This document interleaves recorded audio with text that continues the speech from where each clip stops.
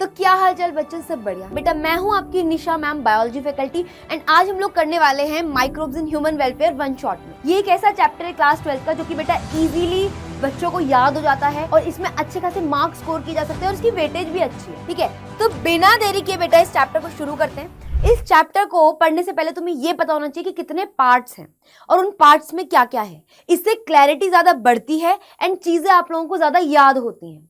तो जैसे यार तुम लोगों ने पढ़ा है छोटी क्लासेस में कि माइक्रोब्स क्या होते हैं। माइक्रोब्स ऐसे ऑर्गेनिजम्स होते हैं जो कि डिजीज कॉज करवा देते हैं, तो गंदे होते हैं।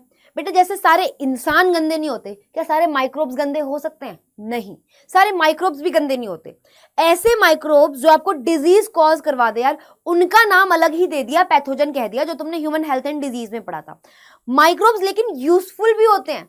ठीक है, तो वो अलग अलग हम इस चैप्टर में पढ़ेंगे कि माइक्रोब्स यूजफुल कैसे होते हैं। ह्यूमन हेल्थ एंड डिजीज में बहुत बुराई की उसके बारे में कि जो माइक्रोब्स बेटा डिजीज कॉज करते हैं उन्हें तो हम पैथोजन बोलते हैं, ये पैथोजन ऐसा है वैसा है, ऐसे काम करता है। अब हम इनकी अच्छाई के बारे में इस चैप्टर में पढ़ेंगे कि अलग अलग माइक्रोब्स अलग अलग तरीके से हमें बेनिफिट प्रोवाइड करते हैं।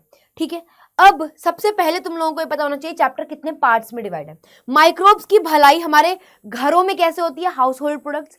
माइक्रोब्स की भलाई बेटा कैसे वो भला काम करते हैं इंडस्ट्रीज में, कैसे वो भला काम करते हैं गंदे वाटर को अच्छा पानी करने में, सीवेज ट्रीटमेंट प्लांट, ठीक है, एंड बायोगैस प्लांट में कैसे वो यूज होते हैं, और बायो कंट्रोल एजेंट्स और बायो फर्टिलाइजर्स।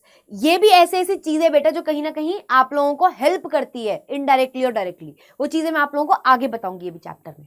ठीक है, अगर जानना है तो आप एक आइडिया ले सकते हो। बायो कंट्रोल एजेंट्स ऐसे ऑर्गेनिजम्स होते हैं बेटा, ऐसे माइक्रोब्स होते हैं जो कि हमें हेल्प करते हैं। पेस्ट वगैरह होते हैं ना जो हमारी फसल खराब कर देते हैं, उनकी पॉपुलेशन को कंट्रोल करवाते हैं बायो कंट्रोल एजेंट वाले माइक्रोब्स।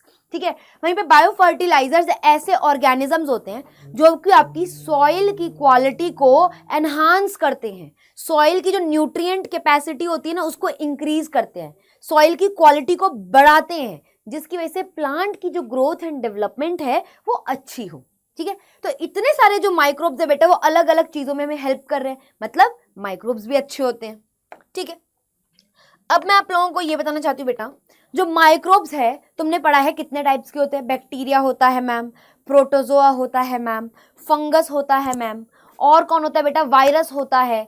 अब वायरॉइड और प्रायोन तुम लोगों ने क्लास 11 में पढ़े थे, वो तो तुम भूल चुके होंगे, है ना। तो मैं एक बार बता देती हूँ, वायरॉइड्स क्या है, कुछ भी नहीं है, ऐसे ऑर्गेनिजम्स हैं जिनके पास क्या है, सिंगल स्ट्रैंडेड आरएनए है जेनेटिक मटेरियल बस। सिंगल स्ट्रैंडेड आरएनए है जेनेटिक मटेरियल बस, और बेटा कोई प्रोटीन कोट भी नहीं है। प्रोटीन कोट नहीं है यार, कपड़े ही नहीं पहन रहे हैं, बताओ कितने गंदे हैं। ठीक है, प्रोटीन कोट नहीं है और सिंगल स्ट्रैंडेड ये आरएनए है। ठीक है, उसके अलावा प्रायोन्स क्या है, प्रायोन्स ऐसे माइक्रोब्स होते हैं, ऐसे ऑर्गेनिजम्स होते हैं, ऑर्गेनिज्म भी नहीं कह सकते, मिसफोल्डेड प्रोटीन स्ट्रक्चर होता है। ये क्या होता है, मिसफोल्डेड प्रोटीन स्ट्रक्चर होता है, मिस फोल्डेड प्रोटीन स्ट्रक्चर होता है बेटा। क्या होता है बेटू, मिसफोल्डेड प्रोटीन स्ट्रक्चर होता है, जो कि अगर आपकी बॉडी में चले गया तो आपको न्यूरो डिजेनरेटिव डिजीज करा देगा, मतलब कि नर्वस सिस्टम से रिलेटेड डिजीज करवा देगा, पागल कर देगा। कैसे, खुद तो मिसफोल्डेड है, ये उस बच्चे की तरह है जो पढ़ता नहीं है और दूसरों को भी नहीं पढ़ने देता, कि मैं तो मिसफोल्डेड प्रोटीन हूं, मैं कि जिसकी बॉडी के अंदर जाऊंगा उसके नॉर्मल प्रोटीन स्ट्रक्चर को भी बेटा मिसफोल्ड करवा दूंगा, जिसकी वजह से क्या हो जाएगा, न्यूरो डिजेनरेटिव डिजीज हो जाएंगे। तो ये होते हैं बेटा प्रायोन्स। ठीक है, अभी माइक्रोब्स आपको हर जगह मिलेंगे, ऐसा नहीं कि पानी में नहीं है या हवा में नहीं है। ठीक है, हर जगह मिलते हैं, इसीलिए कहा गया है यूबिक्यूशियस है। ठीक है, मतलब कि सर्वत्र मिलते हैं। माइक्रोब्स जो होते हैं बेटा यूजुअली विजिबल नहीं होते हैं हम लोगों को आंखों से, इतने छोटे साइज के होते हैं।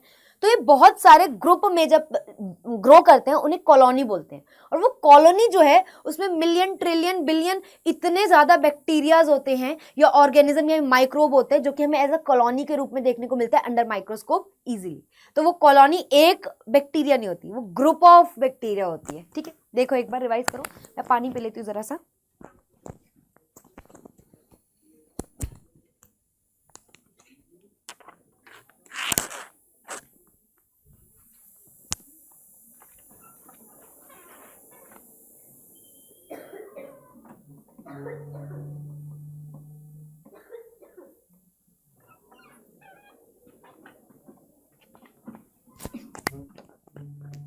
हाँ जी बेटा, स्टार्ट करते हैं, कंटिन्यू करते हैं। ठीक है, आजकल खांसी बहुत ज्यादा हो रही है, मुझे पता नहीं क्या हो गया है। अब देखो, मैंने तुम लोगों से क्या कहा था बेटा, हम लोग करेंगे microbes in house hold. Microbes का यूज हाउस होल्ड में कैसे है, अब तुम में से काफी बच्चों को याद नहीं होगा। ऐसे याद करना, दूध दही, तुम लोग दूध दही खाते हो, तो वहां से याद रखना है बेटा, दूध जो है वो दही में कन्वर्ट हो जाता है, मिल्क जो है वो कर्ड में कन्वर्ट हो जाता है, बिकॉज ऑफ एक रॉड शेप सा बैक्टीरिया। और उस रॉड शेप्ड बैक्टीरिया का नाम क्या बेटा, लैक्टोबैसिलस। ठीक है, तो जो लैक्टोबैसिलस होता है वो मिल्क को क्या करता है, उसके कुछ ऐसे मिल्क में रिलीज करता है इंजाइम्स वगैरह, और कुछ ऐसे एसिड्स रिलीज करता है जो कि मिल्क में प्रेजेंट प्रोटीन का स्ट्रक्चर बिगाड़ देता है और उसे पार्शियली डाइजेस्ट कर देता है।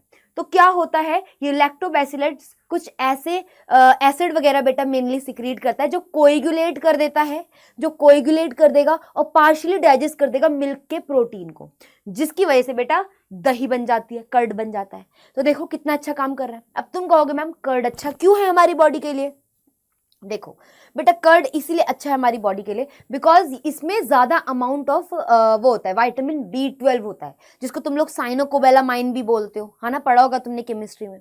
तो ये विटामिन B12 रिच होता है, तो ये हमारी बॉडी के लिए अच्छा है।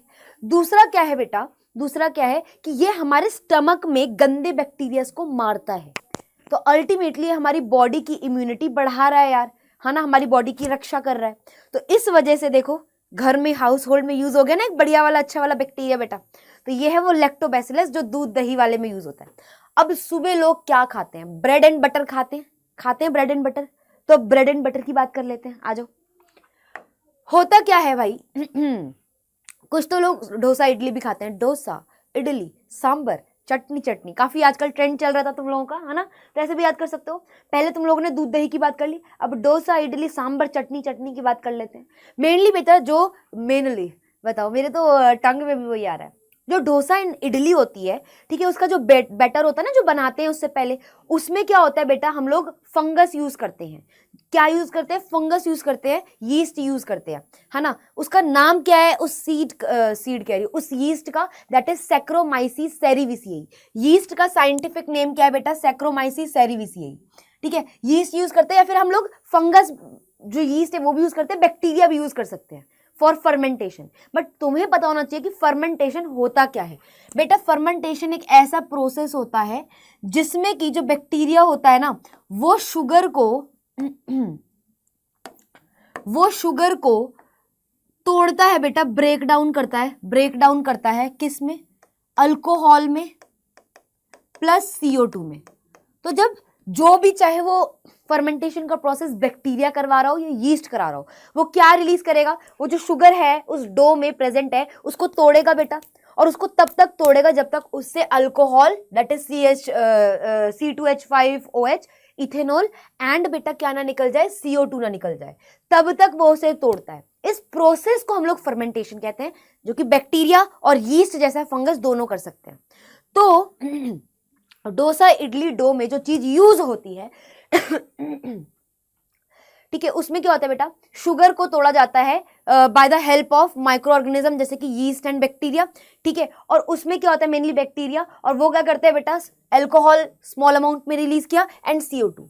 ये CO2 जब उस डो से निकलता है तो ये डो को फ्लफी एंड सॉफ्ट बना देता है, जिसकी वजह से तुम्हारी इडली और जो डोसा है वो काफी ज्यादा सॉफ्ट एंड स्पंजी बनता है। ठीक है, एक तो इडली डोसा हो गया। उसके अलावा हम बात कर लेते हैं बेटा चीज एंड ब्रेड की। ब्रेड का भी सेम ही है, ब्रेड का भी सेम है। ब्रेड में जो शुगर प्रेजेंट होती है, ठीक है, उस पर कौन एक्ट करेगा, बैक्टीरिया या फिर यीस्ट एक्ट करेगा, फर्मेंटेशन करेगा, स्मॉल अमाउंट ऑफ बेटा इथेनॉल रिलीज करवाएगा एंड CO2 रिलीज कराएगा। वो CO2 जब ब्रेड के डो से निकलेगा, तो ब्रेड के डो से जब CO2 निकलता है तो वो क्या करता है बेटा, तुमने ब्रेड में थोड़े थोड़े छोटे छोटे होल्स देखे, एक तो वो होल्स क्रिएट करा देता है, उसके अलावा वो ब्रेड को बहुत ज्यादा स्पंजी सा नेचर देता है, फ्लफी फ्लफी सॉफ्ट सॉफ्ट। तो ये ब्रेड में भी यूज होता है। ठीक है, अब सुबह सुबह तुम लोगों ने दूध दही की बात कर ली बेटा, इडली डोसा की बात कर ली बेटा, अब तुम लोगों ने ब्रेड की बात कर ली, अब उस पर बटर भी तो लगाते हो सुबह सुबह, या चीज भी तो लगाते हो। मैं चीज की बात कर लेती हूँ, ज्यादा हेल्दी है बेटा। तो जो चीज होता है, ठीक है, वो जो चीज होता है वो दो टाइप के चीज बन सकते हैं, दो अलग अलग टाइप के चीज बन सकते हैं। एक होता है चीज जिसका नाम होता है स्विस चीज, और एक टाइप का चीज होता है जिसका नाम होता है रॉक्यूफोर्टाई चीज, ठीक है, रॉक्यूफोर्ट चीज। अब देखो दो चीज है, स्विस चीज, रॉक्यूफोर्ट चीज। तो भाई ये दो चीज अलग अलग ऑर्गेनिज्म से बनते होंगे, माइक्रोब से बनते होंगे। तो ऐसे याद रखना बेटा, स्विस चीज जो है वो शर्मा गया, ऐसे शर्मा गया होगा बनाते बनाते, ओह मैं खाना बना रहा हूँ, प्लीज जरा उधर हो जाओ, किसी को पता ना चले, ठीक है। तो ऐसे याद रखना, जो स्विस चीज है वो कौन से माइक्रोब के एक्शन से होता है, बैक्टीरिया से होता है। और बैक्टीरिया का नाम क्या है बेटा, प्रोपियानी, नाम में ही बैक्टीरियम है, प्लस बेटा शर्मा गया, है ना, तो शर्मानी, प्रोपियोनी बैक्टीरियम शर्मानी एक ऐसा बेटा बैक्टीरिया है जो कि क्या बनाता है, फर्मेंटेशन करके स्विस चीज बनाता है। क्या बनाता है, स्विस चीज बनाता है। अब उसमें क्या होता है, जब फर्मेंटेशन होती है CO2 निकलता है और उसमें लार्ज लार्ज होल्स बनते हैं बेटा। कैसे होता है, लार्ज होल्स बनते हैं, ठीक है। वो लार्ज होल्स रिप्रेजेंटेशन है कि भाई इसमें से तो CO2 निकली है। तो स्विस चीज का एक कैरेक्टरिस्टिक फीचर ये है कि उसमें बड़े बड़े चीज में क्या होते हैं, होल्स होते हैं। तुमने टॉम एंड जेरी देखा है, जेरी जिस चीज के लिए बेटा दौड़ के टॉम से बचता था, वो वही स्विस चीज है, ठीक है। अब बात कर लेते हैं यार रॉकीफोर्ट चीज की। ये चीज जो है बेटा एक फंगस बनाता है, उस फंगस का नाम क्या है, पेनिसिलियम रॉक्यूफोर्टाई। वो क्या करेगा, वो एक ऐसा यीस्ट है जो कि क्या करेगा, यीस्ट क्या एक फंगस है, वो फर्मेंटेशन करेगा और क्या बना देगा, आपका रॉक्यूफोर्टाई चीज बना देगा। इस वाले चीज की ये खासियत है कि इसका अलग अलग फ्लेवर होता है, डिस्टिंक्ट फ्लेवर होता है, ठीक है। तो ये हो गया इतना, ठीक है। अब हम लोग बात कर लेते हैं क्या क्या बात की, सुबह सुबह तुमने दूध दही की बात कर ली, डोसा इडली की बात कर ली, बटर की बात कर ली, सॉरी बटर नहीं, चीज की बात कर ली, ब्रेड की बात कर ली। अब बेटा थोड़ी थोड़ी घुट्टी भी लोग लगा लेते हैं, हेल्दी वाली घुट्टी, तो उसका नाम है टॉडी। क्या है, टॉडी। कुछ भी नहीं है कुछ भी नहीं है बेटा, फर्मेंटेशन ऑफ पाम सैप, कोई फ्लूइड मटेरियल होता है, प्लांट वगैरह से एक्सट्रैक्ट किया जाता है। तो कुछ नहीं, उस प्लांट को जो एक्सट्रैक्ट किया हुआ उसका जो फ्लूइड है, पाम सैप जो है, उसकी फर्मेंटेशन करा दो, तो वो जो ड्रिंक बनती है, ट्रेडिशनल ड्रिंक होती है ये, ठीक है, लोगों के कुछ कल्चर वगैरह में होती है, लोग इसे पीते हैं, तो that is called as toddy. तो टॉडी क्या है, एक ट्रेडिशनल ड्रिंक है जो कि कैसे बनती है, fermentation of the palm SAP, ठीक है। इस चीज को बेटा मैं हाईलाइट कर देती हूँ। ये देखो टॉडी क्या है बेटा, ट्रेडिशनल ड्रिंक है जो कि कैसे बनती है बेटा, fermentation of the palm SAP से बनती है, ठीक है। कुछ लोग ना फर्मेंटेड फूड खाते हैं। अब तुम्हारे मन में आएगा मैम फर्मेंटेड फूड क्या होता है, तुमने देखा है मछली पे तेल एंड वो लगाते हैं, नमक लगा देते हैं, क्यों, तेल और नमक क्या करता है बेटा, तेल और जो नमक लगाते हो आप उसके ऊपर, वो एनहांस करता है shelf life of the fish, लंबे टाइम तक आप उसे प्रिजर्व कर सकते हो, उसका टेस्ट वगैरह बिगड़ेगा नहीं, इवन टेस्ट बेहतरीन हो जाएगा, ठीक है। तो फर्मेंटेशन ऑफ कुछ चीजें क्या करती है, एक तो शेल्फ लाइफ, खाना जल्दी खराब नहीं होता, शेल्फ लाइफ इंक्रीज करती है फूड की, टेस्ट इंक्रीज कर देती है, ठीक है, और क्या करती है, न्यूट्रिशनल वैल्यू ऐड कर देती है। सो फर्मेंटेड कुछ फूड्स होते हैं वो काफी अच्छे माने जाते हैं, वो आपकी एनसीईआरटी जिक्र कर रही है बेटा, fermented fish, fermented soybean, fermented bamboo shoots. इनसे क्या होता है, एक तो इनकी न्यूट्रिशनल वैल्यू इंक्रीज होती है अगर आप इसमें फर्मेंटेशन कराओ, ठीक है, इनकी न्यूट्रिशनल वैल्यू इंक्रीज होती है, इनकी शेल्फ लाइफ बढ़ जाती है, ठीक है, लंबे टाइम तक खराब नहीं होते, प्लस क्या है, इनका जो टेस्ट है वो ज्यादा बढ़िया हो जाता है।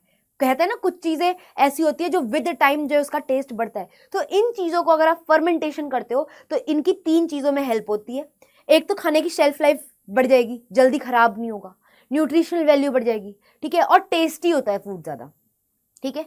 तो ये हो गया आपका पूरा का पूरा फर्मेंटेड फूड्स। और ये फर्मेंटेशन किसके थ्रू होगी, ऑब्वियसली या तो बैक्टीरिया या फिर फंगस, ठीक है, क्लियर है, हो गया, देख लो एक बार मुबारक हो, तुम लोग ऑलरेडी सारा पढ़ चुके हो microbes in house hold products, जिसमें तुम लोगों ने स्टार्टिंग में पढ़ा था दूध दही, ठीक है, दही वाला जो बैक्टीरिया होता है लैक्टोबैसिलस, वो मिल्क में ऐसे एसिड वगैरह रिलीज करवा देता है, जल्दी से रिवाइज करा रही हूँ, ऐसे एसिड रिलीज करवाता है जो कि मिल्क के प्रोटीन को कोएगुलेट एंड पार्शियली डाइजेस्ट करता है एंड दूध को कन्वर्ट करता है दही में। उसमें विटामिन B12 ज्यादा होता है और क्या होता है, वो किल करता है गंदे बैक्टीरिया को इन द स्टमक, तो तुम्हें ओवरऑल हेल्थ को चकाचक कर देता है। फिर तुमने बात की थी बेटा दूध दही के बाद डोसा इडली की, फर्मेंटेशन हो जाता है इसके डो का बाय बैक्टीरिया या फिर यीस्ट फंगस, ठीक है। यीस्ट क्या है, एक यूनिसेल्युलर फंगस है, सिंगल सेल वाला जो फंगस है उसे यीस्ट बोला जाता है। फिर तुम लोगों ने बात की बेटा सुबह सुबह किसकी ब्रेड की, ब्रेड भी फर्मेंटेशन ऑफ डो से बनता है, उसमें CO2 रिलीज होगी, उसे फ्लफी बना देगी और छोटे छोटे छेद भी डेवलप कर देती है उसी रीजन की वजह से।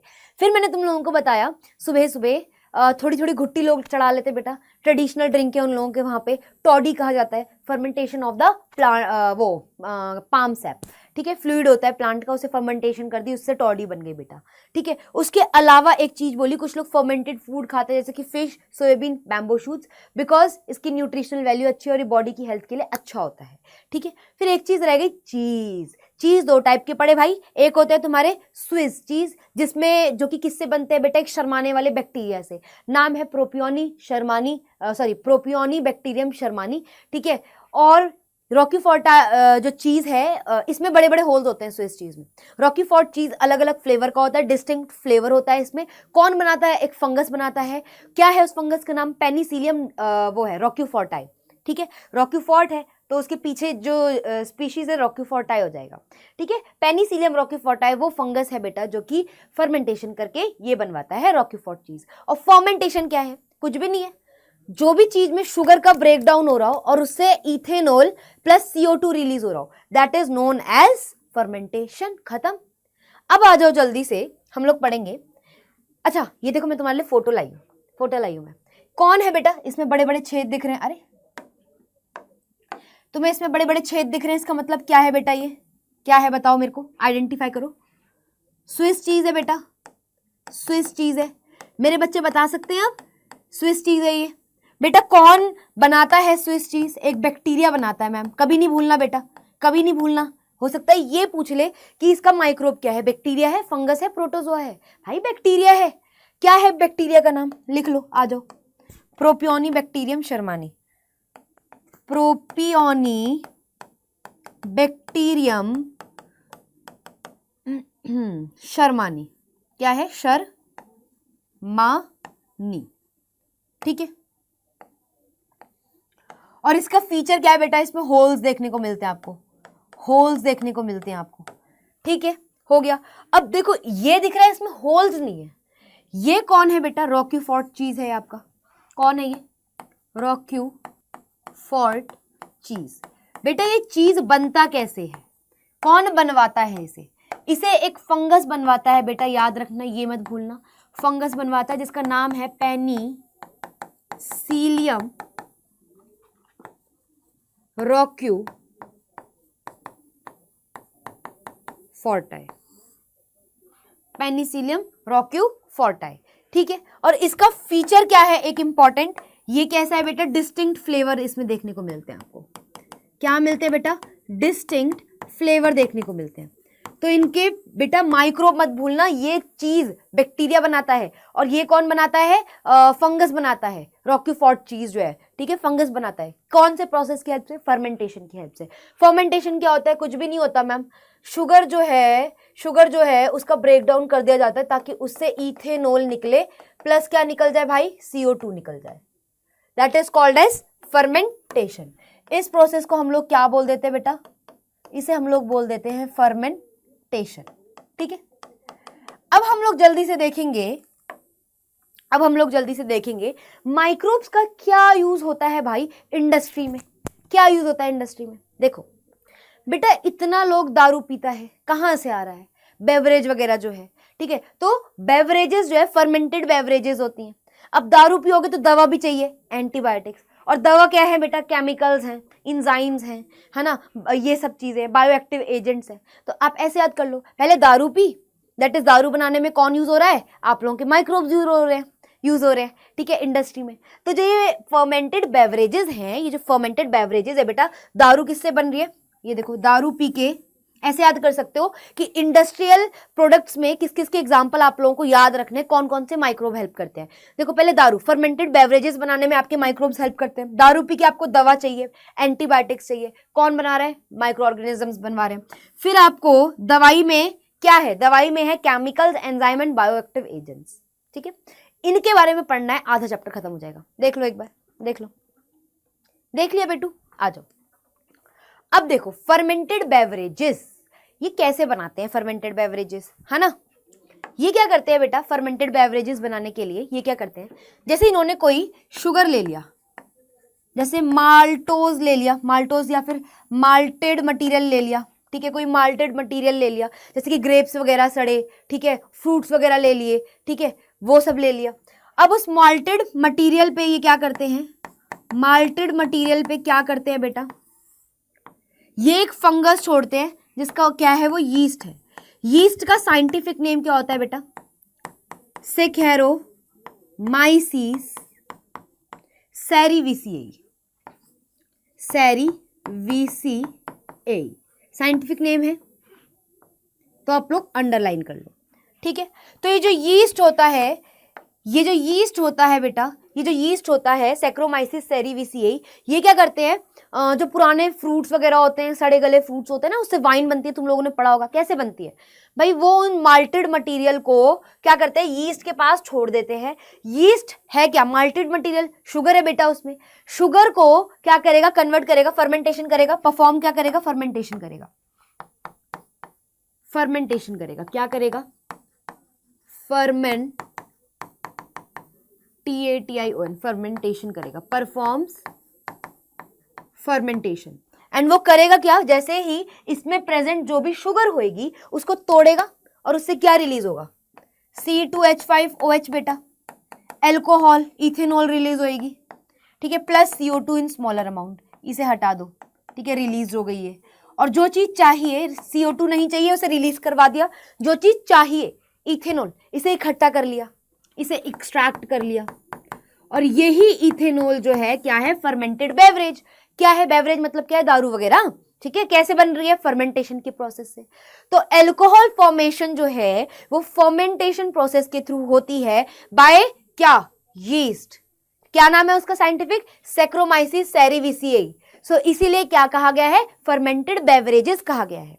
अब मेरी बात सुनो बेटा, ये जो दारू और कॉफी वाले इलाके होते हैं ना, इस इंडस्ट्री को हम ब्रूइंग इंडस्ट्री बोलते हैं, ठीक है। तो बेटा ये जो आपका यीस्ट है, आपने देखा ये बेकिंग इंडस्ट्री में भी यूज हो रहा था, है ना, ये फर्मेंटेशन करके ये केक वगैरह को, ये ब्रेड वगैरह को, ये आपके इडली डोसा को ऐसे फ्लफी बना रहा था CO2 रिलीज की वजह से।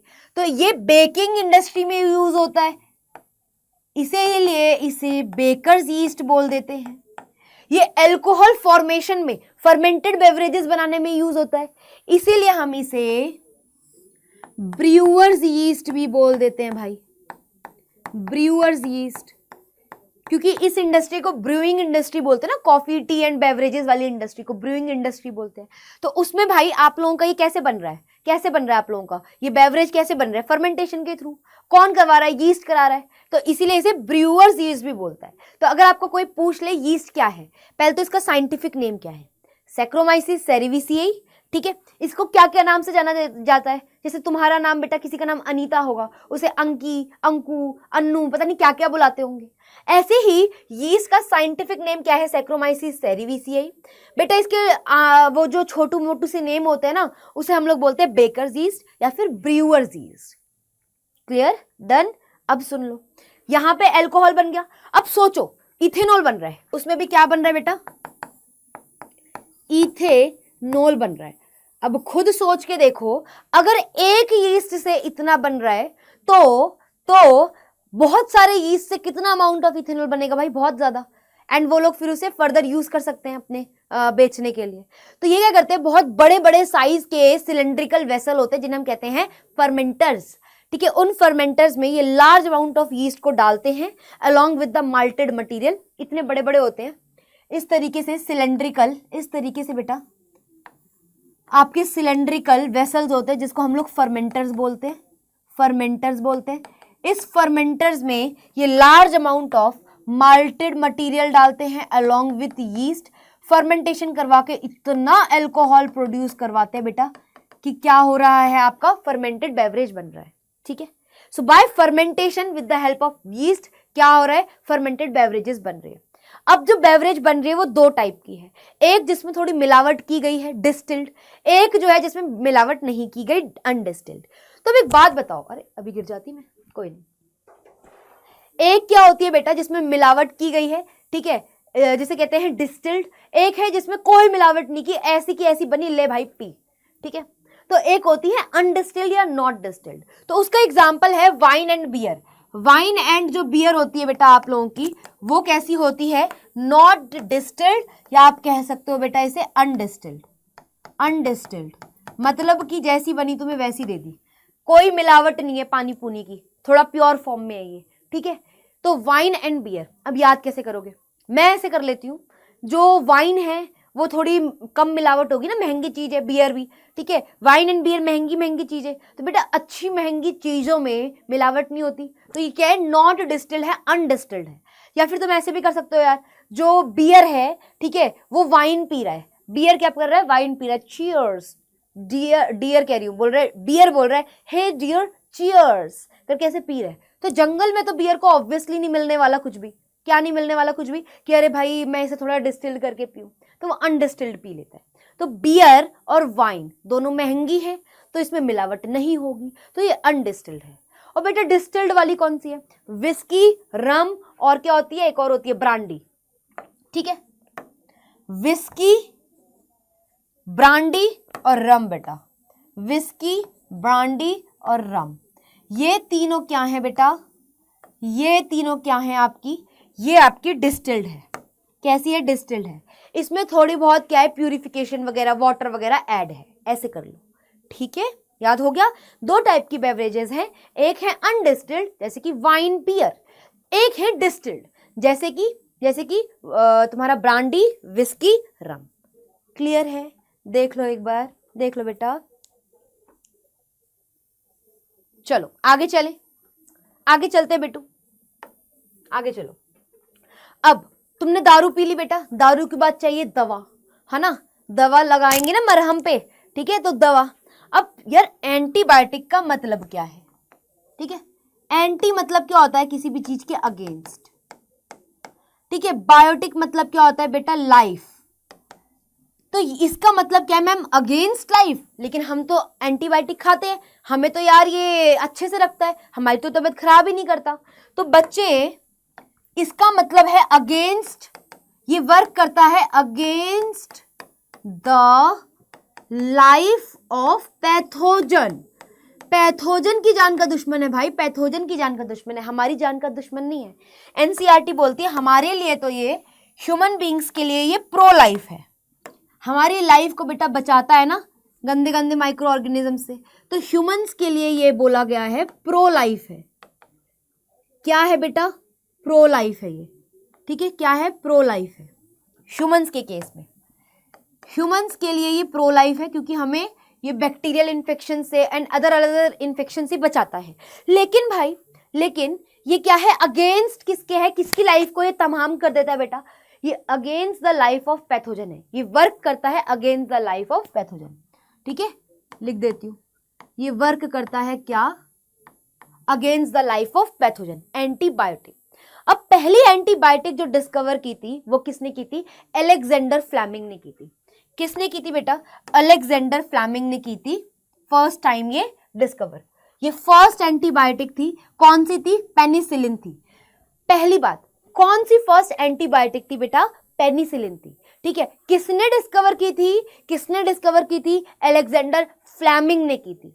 कौन से ऑर्गेनिज्म से ये एक्सट्रैक्ट की गई थी बेटा, ये जिससे एक्सट्रैक्ट की गई थी वो एक फंगस था जिसका नाम था पेनिसिलियम, पेनिसिलियम नोटेटम, ठीक है, नोटेटम, ठीक है, पेनिसिलियम नोटेटम।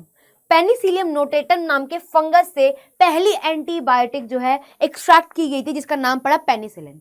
अब तुम्हारे मन में आएगा कि मैम ये कैसे हुई डिस्कवरी, अलेक्जेंडर फ्लेमिंग ने क्या किया।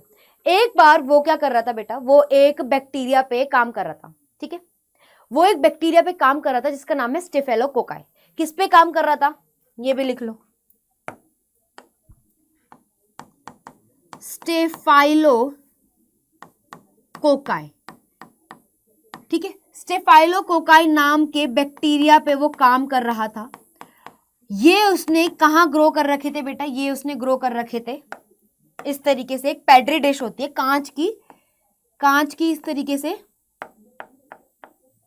इस तरीके से बेटा कांच की एक वो होती है डिश, वहां पे उसने स्टेफाइलोकोकस बैक्टीरिया को इस तरीके से ग्रो कर रखा था, काफी टाइम तक उसने छोड़ दिया। और ये जो डिस्कवरी है ना, एंटीबायोटिक की डिस्कवरी, ये बाय चांस हुई, ऐसा नहीं है कि भाई वो यही डिस्कवर करना चाह रहे थे, गलती से हो गई। जैसे होता है ना कभी कभी गलती से कोई अच्छा काम कर देते हो तुम लोग दूसरों को पढ़ा के कि अरे मैम अच्छा पढ़ाती हैं, देख लो वीडियो, है ना, तो ऐसे शेयर कर देते हो गलती से, है ना। तो वैसे ही बेटा इससे भी गलती से हुआ। ये एक्चुअली वर्क कर रहा था स्टेफाइलोकोकाई पे, ठीक है। ये एक वो होता है स्फेरिकल सा बैक्टीरिया होता है, उस पर वर्क कर रहा था। तो इसने क्या किया, जब ये पेट्री डिश को धोने जा रहा था जिसपे स्टेफाइलोकोकाई लगा है, इसने एक चीज गौर की, कहीं कहीं पे स्टेफाइलोकोकाई ग्रो है और कहीं कहीं पे स्टेफाइलोकोकाई ग्रो नहीं है। और जहां जहां पे स्टेफाइलोकोकाई ग्रो नहीं है वहां पे एक फंगस की ग्रोथ हो रखी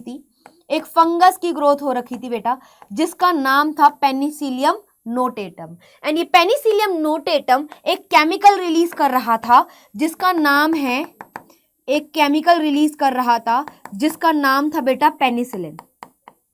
उसने रखा था पेनिसिलिन, उसका नाम रखा क्योंकि उसने ये एक्सट्रैक्ट किससे किया था, वो देख रहा था पेनिसिलियम नोटेटम नाम के फंगस से केमिकल निकल रहा है, तो उसने उसको कह दिया पेनिसिलिन। जहां जहां पे ये पेनिसिलियम नोटेटम था वहां वहां पे पेनिसिलिन रिलीज हो रहा था, तो उसने देखा वहां वहां पे ये बैक्टीरिया ग्रो नहीं कर रहे थे, ठीक है। तो यहां से उसे पता चला कि कुछ ऐसे केमिकल होते हैं जो कि कुछ माइक्रोब्स ऐसे कुछ केमिकल रिलीज करते हैं जिससे कि वो डेथ करवा सकता है अनदर माइक्रोब्स की। तो ये स्टेफाइलोकोकाई जो भी बीमारी है इन्फेक्शन कॉज कराएगा। अगर हम उस बंदे को पेनिसिलिन नाम की दवाई दे दे, ठीक है, एंटीबायोटिक दे दे, तो वो इसी बैक्टीरिया को मारेगा, किसी और को नहीं मारेगा। तो यहां से एंटीबायोटिक का डिस्कवरी हुई। ये जो एंटीबायोटिक पेनिसिलिन थी ये बहुत ज्यादा यूज कहां पे हुई, सेकेंड वर्ल्ड वॉर के टाइम पे हुई थी। ये सबसे ज्यादा यूज हुई थी ड्यूरिंग सेकेंड वर्ल्ड वॉर बेटा, सेकेंड वर्ल्ड वॉर। पूछा जा सकता है कौन से वर्ल्ड वॉर में पेनिसिलिन का भयानक यूज किया गया था वहां के सोल्जर्स को बचाने के लिए, क्योंकि चोट लग जा रही थी, इन्फेक्शन हो जा रहा था। तो उस इन्फेक्शन से बचाने के लिए, बैक्टीरियल इन्फेक्शन से बचाने के लिए कौन सी एंटीबायोटिक यूज की गई भाई, पेनिसिलिन यूज की गई थी सोल्जर्स की लाइफ को बचाने के लिए ड्यूरिंग वर्ल्ड वॉर सेकेंड। अब पहली बार डिस्कवर किसने किया था, वो तो अलेक्जेंडर फ्लेमिंग है, बट एंटीबायोटिक की फुल पोटेंशियल किसने बताई कि अरे भाई ये तो बहुत अच्छी होती है, ये ऐसे ऐसे काम करती है। तो फुल पोटेंशियल जिसने बताई बेटा वो है, लिखे मैंने यहां पे नाम नहीं लिखे, सुन लो, ठीक है। फुल पोटेंशियल जो है बेटा, full potential of antibiotic was explained by दो लोग, ठीक है, explained by two people, ठीक है, चैन एंड फ्लोरी। कौन थे वो दो लोग भाई, चैन एंड फ्लोरी, ठीक है। अब इनका पूरा नाम मैं तो कहूंगी बेटा पूरा नाम याद करो, बट बच्चों को होता नहीं है, तो मैं खुद ऐसे याद करती हूँ। चैन बेटा, कमाओगे तो चैन की नींद सोओगे, है ना, अर्नेस्ट चैन। और दूसरा क्या है, होवर्ड फ्लोरे। तो अर्नेस्ट चैन एंड होवर्ड फ्लोरे वो बंदे थे बेटा जिन्होंने एंटीबायोटिक की फुल पोटेंशियल के बारे में बताया। फिर 1945 में अलेक्जेंडर फ्लेमिंग,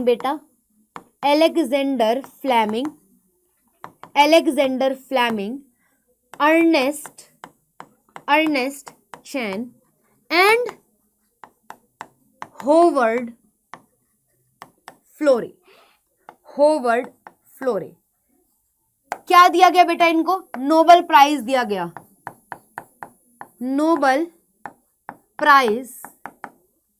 गया, किस चीज के लिए, फॉर द डिस्कवरी और उसकी फुल पोटेंशियल को बताने के लिए, ठीक है, डिस्कवर करने के लिए, फॉर द डिस्कवरी ऑफ, यहां पे लिख सकते हो फॉर डिस्कवरी ऑफ एंटीबायोटिक, ठीक है, डिस्कवरी ऑफ एंटीबायोटिक। बट पहली बार बेटा ये किया किसने, डिस्कवर पहली बार किसने किया, अलेक्जेंडर फ्लेमिंग ने। फुल पोटेंशियल किसने दी बेटा, कौन था, अर्नेस्ट चैन एंड होवर्ड फ्लोरे ने दी, ठीक है। लेकिन बात ये है भाई कि नोबेल प्राइज किसे मिला? तीनों को मिला। कब मिला? 1945 में मिला। किस किस को? Alexander Fleming, Ernest Chain and Howard Florey को मिला। ठीक है। ओवरऑल कौन से बैक्टीरिया पे अलेक्जेंडर फ्लेमिंग काम कर रहा था? स्टेफाइलोकोकाई पे कर रहा था। क्या उसने नोटिस किया? उसने नोटिस किया जहां जहां पे पेनिसिलियम नोटेटम नाम का फंगस ग्रो कर रहा है वहां वहां पे क्या हो रहा है? स्टेफाइलोकोकाई ग्रो नहीं कर रहा, बिकॉज वो एक केमिकल सिक्रीट कर रहा है जिसका नाम अलेक्जेंडर फ्लेमिंग ने रखा था पेनिसिलिन। तो पेनिसिलिन क्या है? एक एंटीबायोटिक है जो अगेंस्ट लाइफ काम करती है। या फिर आप ऐसा कह सकते हो एंटीबायोटिक ऐसे सब्सटेंसेस होते हैं जो एक माइक्रोब रिलीज करता है और वो क्या करता है? वर्क करता है against the life of any other microbe. खत्म। लेकिन ह्यूमन की केस में ये प्रो लाइफ है, बिकॉज ये हमें माइक्रोब्स के इन्फेक्शन से बेटा बचाता है। ठीक है, आ जाओ आगे बढ़ते हैं, आगे बढ़ते हैं। अब हम पढ़ेंगे, क्या पढ़ा? दारू। ठीक है, फिर दवा ले ली बेटा। अब दवा में क्या है बेटा? केमिकल्स, एंजाइम, बायोएक्टिव एजेंट्स, तो उनके बारे में पढ़ना पड़ेगा, है ना। एक बार तब तक रिवाइज कर लो, ये रिवाइज कर लो, देख लो। ठीक है, चलो बेटा आगे बढ़े बेटू। चलो, chemicals, enzymes and bioactive agents. सबसे पहले मैं तुम्हें कुछ केमिकल्स के बारे में पढ़ाऊंगी बेटा। केमिकल्स में आप लोगों को 4 एसिड याद करने हैं। मैं यहाँ पे स्पेशली ये टेबल बना के लाई हूँ बिकॉज बच्चों को ये चीजें, ये नाम याद रह जाते हैं, नेम ऑफ माइक्रोब, बट वो एक्चुअल में क्या भूल जाते हैं? माइक्रोब भूल जाते हैं कि कौन सा माइक्रोब वो चीज बेटा प्रोड्यूस कर रहा है। तो देखो, पहला एसिड है सिट्रिक एसिड। सिट्रिक एसिड जो है वो कौन सा पैथोजन कह रही हूं, माइक्रोब रिलीज करता है। ठीक है, कौन सा माइक्रोब जो है आपका सिट्रिक एसिड रिलीज करता है यार? एक फंगस होता है, उसका नाम होता है एस्परगिलस नाइगर। मैं ऐसे याद करती हूँ, सीए हो क्या? सीए हो क्या तुम? हाँ, वो डायलॉग बहुत चला था ना, सीए हो का? सीए हो तो ठीक है। सी क्या है? Citric acid. कौन रिलीज करवा रहा है? एक माइक्रोब रिलीज करा रहा है, नाम क्या है? Aspergillus Niger. ठीक है, एस्परगिलस नाइगर। ये क्या है बेटा? किस टाइप का माइक्रोब है ये इकलौता ऐसा है जो फंगस है और हमारे लिए केमिकल रिलीज करवा रहा है बेटा, सिट्रिक एसिड। बाकी सारे के सारे बेटा बैक्टीरिया है। बाकी सारे के सारे तुम्हारे सिलेबस में जो केमिकल है वो रिलीज हो रहे बाय बैक्टीरिया। अब एसिटिक एसिड रिलीज हो रहा है बैक्टीरिया से, लैक्टिक एसिड रिलीज हो रहा है बैक्टीरिया से, ब्यूटारिक एसिड रिलीज हो रहा है बैक्टीरिया से। नाम याद करने बस। एसिटिक एसिड बेटा बैक्टीरिया से रिलीज हो रहा है, उस बैक्टीरिया का नाम भी ए से ही है, एसिटोबैक्टर एसिटाई। ये देखो ए से ही शुरू हो रहा है और नाम में भी एसिटाई है भाई, तो एसिटोबैक्टर एसिटाई। फिर क्या है देखो, लैक्टिक एसिड तुम लोगों को पता है बैक्टीरिया कौन सा है? लैक्टोबैसिलस है बेटा, लैक्टोबैसिलस रॉड शेप का बैक्टीरिया होता है ये। फिर लास्ट बात, ब्यूटारिक एसिड। ब्यूटारिक एसिड एक ऐसे बैक्टीरिया से रिलीज होता है जिसका नाम है क्लॉस्ट्रीडियम ब्यूटाइलिकम। इसके नाम में देखो पीछे आ रहा है ब्यूटाइलिकम। ठीक है, तो क्लॉस्ट्रीडियम ब्यूटाइलिकम। मेरे साथ रिवाइज करो, आ जाओ। Citric acid fungus, acetic acid lactic acid, butyric acid bacteria. Citric acid का जो फंगस का जो माइक्रोब का नाम है बेटा वो क्या है? Aspergillus Niger. एसिटिक एसिड का जो बैक्टीरिया है एसिटोबैक्टर एसिटाई। लैक्टिक एसिड का बैक्टीरिया क्या है? लैक्टोबैसिलस। और ब्यूटारिक एसिड का बैक्टीरिया क्या है? याद करो, क्लॉस्ट्राइडियम ब्यूटाइलिकम। वेरी गुड, करेक्ट बेटा। चलो, तुम्हें पता है ये मैच द फॉलोइंग में, ये चाहे CUET हो चाहे तुम्हारा ये 12th का बोर्ड हो, ये टेबल एज इट इज आ सकता है। बस CUET में ऑप्शंस होंगे और बोर्ड्स में ऑप्शन भी नहीं होंगे। ठीक है, ये टेबल XYZ करके आ सकती है, पूरी बनी होगी, कहीं पे XYZ लिखा होगा, आइडेंटिफाई करो। फंक्शन पूछ लेंगे, टाइप ऑफ पैथोजन पूछ लेंगे, सॉरी माइक्रोब। समझ आ रहा है? तो याद कर लेना। ठीक है, अब क्या है बेटा?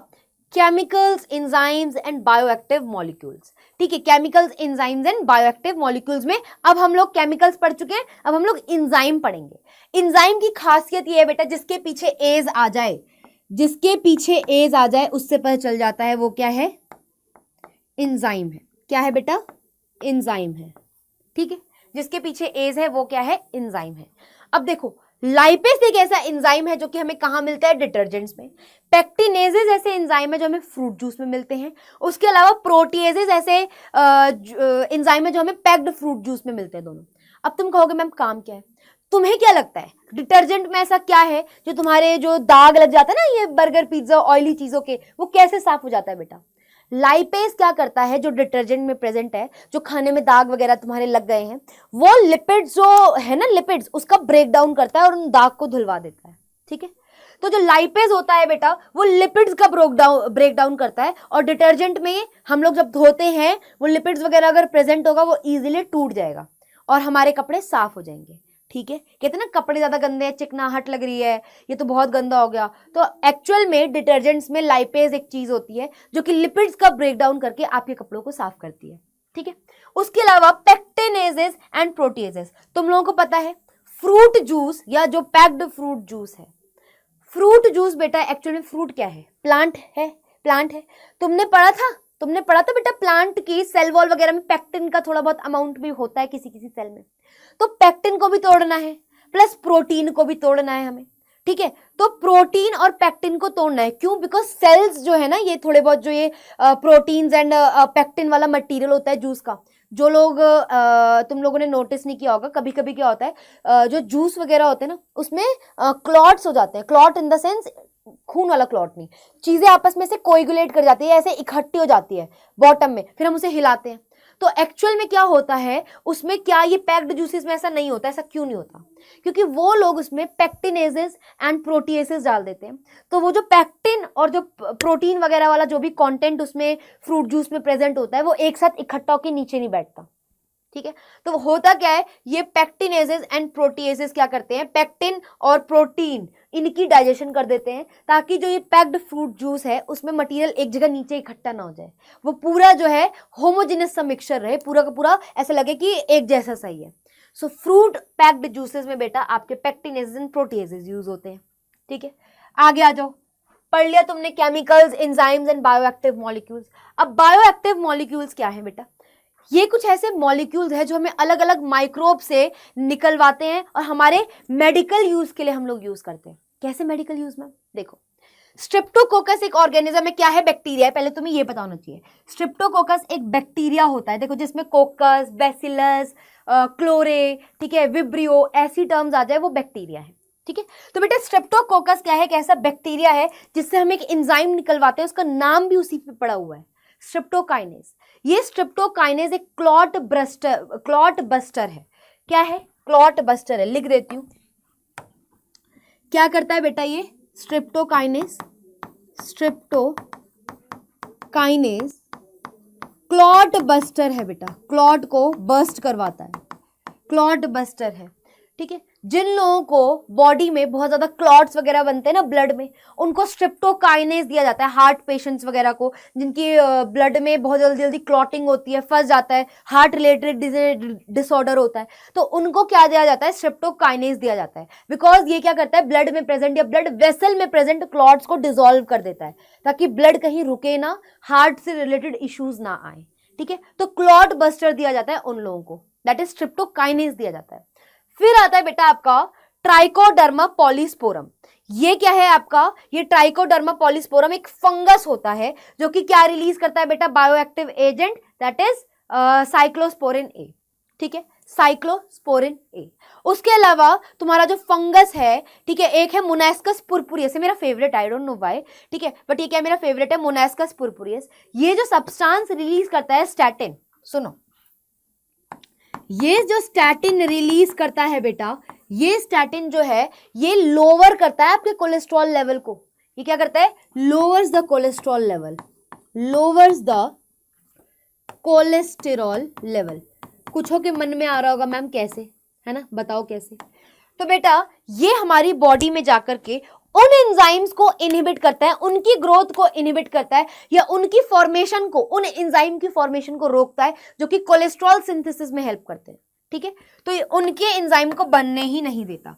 स्टेटिन क्या करता है? इनहिबिट करता है, प्रिवेंट करता है, इनहिबिट करता है, प्रिवेंट करता है एक्शन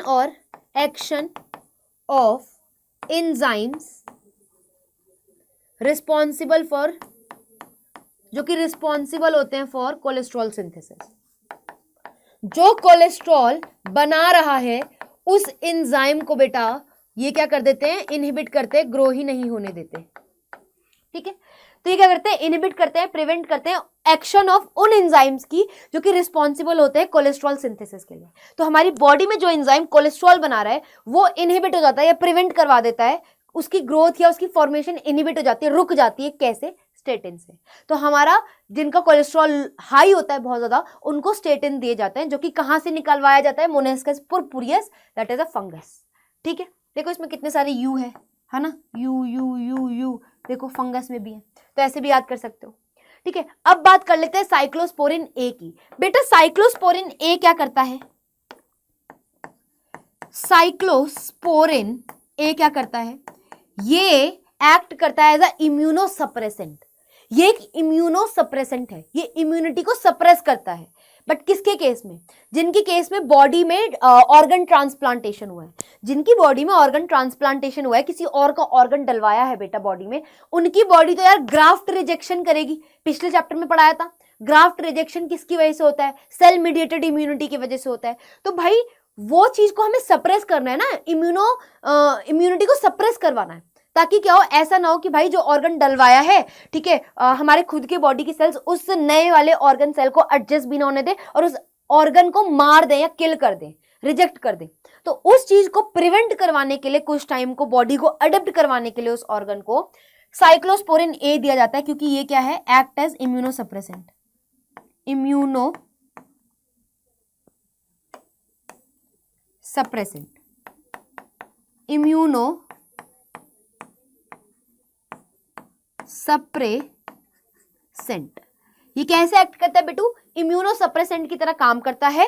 ठीक है, किसे दिया जाता है? गिवन टू पीपल या person who had any transplanted organ, उसको दिया जाता है ये, ताकि क्या हो, जिसका ऑलरेडी एक ट्रांसप्लांटेड ऑर्गन है उनकी बॉडी में, तो अगर हमने ये नहीं दिया तो उसकी बॉडी की सेल मीडिएटेड इम्यूनिटी एक्टिव हो जाएगी और वो उस सेल को बेटा किल करवा देगी, सॉरी उस ऑर्गन के सेल्स को किल करवाएगी और वो ऑर्गन हमारी बॉडी रिजेक्ट कर देगी। तो क्या होता है, उस ऑर्गन को कभी कभी अडेप्ट करवाने के लिए लाइफ लॉन्ग भी लोगों को इम्यूनोसप्रेसेंट लेने पड़ते हैं, इम्यूनिटी को सप्रेस करना पड़ता है। ठीक है, तो क्या दिया जाता है? साइक्लोस्पोरिन ए। कहां से निकलता है? Trichoderma polysporum. क्या है बेटा? ये फंगस है। क्लियर है? Chemical enzymes and bioactive molecules हो गया है आप लोगों का। ठीक है, एक बार रिवाइज कर लो जरा, तो कर लो बेटा, रिवाइज कर लो। ठीक है,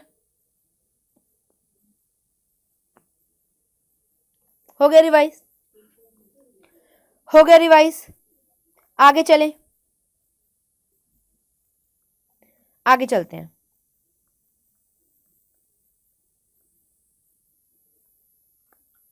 ठीक है, तो बेटा एक होता है सीवेज ट्रीटमेंट प्लांट, है ना, उसके बारे में अब हम लोग पढ़ेंगे। ठीक है, एक क्या है? सीवेज ट्रीटमेंट प्लांट है, ये तुम लोग रिवाइज कर चुके होंगे, स्क्रीनशॉट ले चुके होंगे, आई नो। ठीक है, तो सीवेज क्या होता है यार? तुम सुबह सुबह इतना बेटा ये फ्रेश होते हो, जिसे आप लोग ह्यूमन एक्सक्रेटा बोलते हो, तो जो तुम इतना फ्रेश होते हो, ठीक है, तो तुम लोग फ्रेश हो तो क्या रिलीज करते हो? Human excreta. ह्यूमन एक्सक्रेटा इतना रिलीज करते हो, ठीक है, ह्यूमन एक्सक्रेटा, प्लस उसमें गंदे गंदे पैथोजेंस भी होते हैं, एंड ह्यूमन एक्सक्रेटा क्या है? ऑर्गेनिक मटेरियल है भाई तुम्हारा, है ना। अब कुछ बच्चे कहेंगे मैम खाद में यूज कर लें फिर, है ना, ऑर्गेनिक मैटर है बेटा ये आप लोगों का। ठीक है, तो ह्यूमन एक्सक्रेटा जो इतना सारा है, अलॉन्ग विद पैथोजेंस उसमें होते हैं भाई, किसको क्या बीमारी है क्या पता, तो उसमें पैथोजेंस होते हैं, प्लस वाटर, ये सारा मिला करके एनसीईआरटी क्या बोलती है, जो तुम सुबह सुबह रिलीज करते हो ह्यूमन एक्सक्रेटा, वो क्या है? Large amount of organic matter है, प्लस उसमें वाटर कर लो, प्लस पैथोजन, ये मिला के क्या बनाता है बेटा? सीवेज बनाता है। क्या बनाता है? ये सीवेज बनाता है, ये बात याद रखना। ठीक है, तो सीवेज क्या कंटेन करता है? Organic matter and pathogenic microbes. अब एसटीपी का मतलब क्या है? Sewage treatment plant. जो तुम इतना गंदा पानी कर रहे हो, ठीक है, इतना अमाउंट ऑफ वाटर गंदा हो रहा है, उसमें इतना ऑर्गेनिक मैटर हर सुबह, हर शाम, हर दोपहर, रात, यानी कब कब बेटा करते रहते हो, ठीक है, वो इतना सा सीवेज निकल रहा है, उसको भाई हम डायरेक्टली तो पानी में रिलीज नहीं कर सकते गंदे पैथोजन के साथ।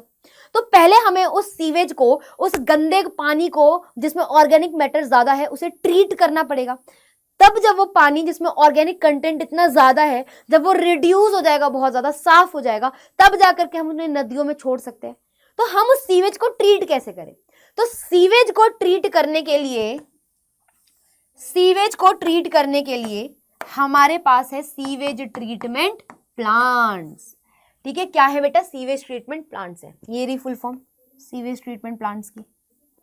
ठीक है, ये क्या करता है? ये ऐसे माइक्रोब्स यूज करता है। अब देख लो, कुछ गंदे पैथोजन है हमारे इसी पानी में, जो कि हो सकता है बीमारी कॉज कर दे अगर पानी डायरेक्टली नदियों में रिलीज किया। बट कुछ माइक्रोब्स ऐसे हैं सीवेज ट्रीटमेंट प्लांट में जो कि इस वेस्ट वाटर को ट्रीट करते हैं before it is release into the water. तो भाई अच्छे माइक्रोब्स हैं। अब बिना देरी किए और अच्छे माइक्रोब्स की बेटा वीरता को पढ़ लेते हैं जल्दी से। आ जाओ।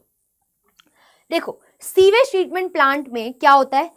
कॉमन बात समझ लो, गंदा पानी सीवेज वाटर आता है, उस पानी में से हम लोगों को ऑर्गेनिक कंटेंट बिल्कुल कम करना है, खत्म करना है, और फिर उस ट्रीटेड वाटर को नदी में छोड़ना है। तो इसके लिए दो स्टेप्स होते हैं, एक होता है प्राइमरी ट्रीटमेंट, एक होता है सेकेंडरी ट्रीटमेंट। सेकेंडरी ट्रीटमेंट को बायोलॉजिकल ट्रीटमेंट भी बोला जाता है। कुछ बच्चे कहेंगे मैम ऐसा भेदभाव क्यों? बेटा इसलिए बिकॉज प्राइमरी ट्रीटमेंट में कोई माइक्रोब यूज नहीं होता, ठीक है, और सेकेंडरी ट्रीटमेंट में भाई माइक्रोब्स यूज होते हैं, है ना। माइक्रोब क्या है? उनमें भी लाइफ है भाई, लिविंग ऑर्गेनिजम्स है, तो इसीलिए उसे बायोलॉजिकल ट्रीटमेंट बोल दिया। ठीक है, तो सीवेज ट्रीटमेंट प्लांट के दो स्टेप है बेटा, primary treatment, secondary treatment. Secondary treatment is also known as क्या? Biological treatment. आ जाओ आगे चले। अब देखो ये कितना सुंदर तरीके से मैंने तुम्हारे लिए बना के लाई हुई हूँ, देख लो। अब मैं समझाती हूँ तुम लोगों को। देखो, सबसे पहले प्राइमरी ट्रीटमेंट में क्या होता है? प्राइमरी ट्रीटमेंट में होता है एक बड़ा सा प्राइमरी सेटलिंग टैंक। क्या होता है? Primary settling tank. Very good, correct. Primary settling tank में बेटा वो गंदा सीवेज वाटर आ गया, लिख देती हूँ, सीवेज वाटर आ गया है। सीवेज वाटर एंटर्स बेटा। अब सीवेज वाटर में तुम्हारा क्या क्या है? वाटर है, पैथोजेंस है, और क्या था बेटा? Human excreta in very very large amount है।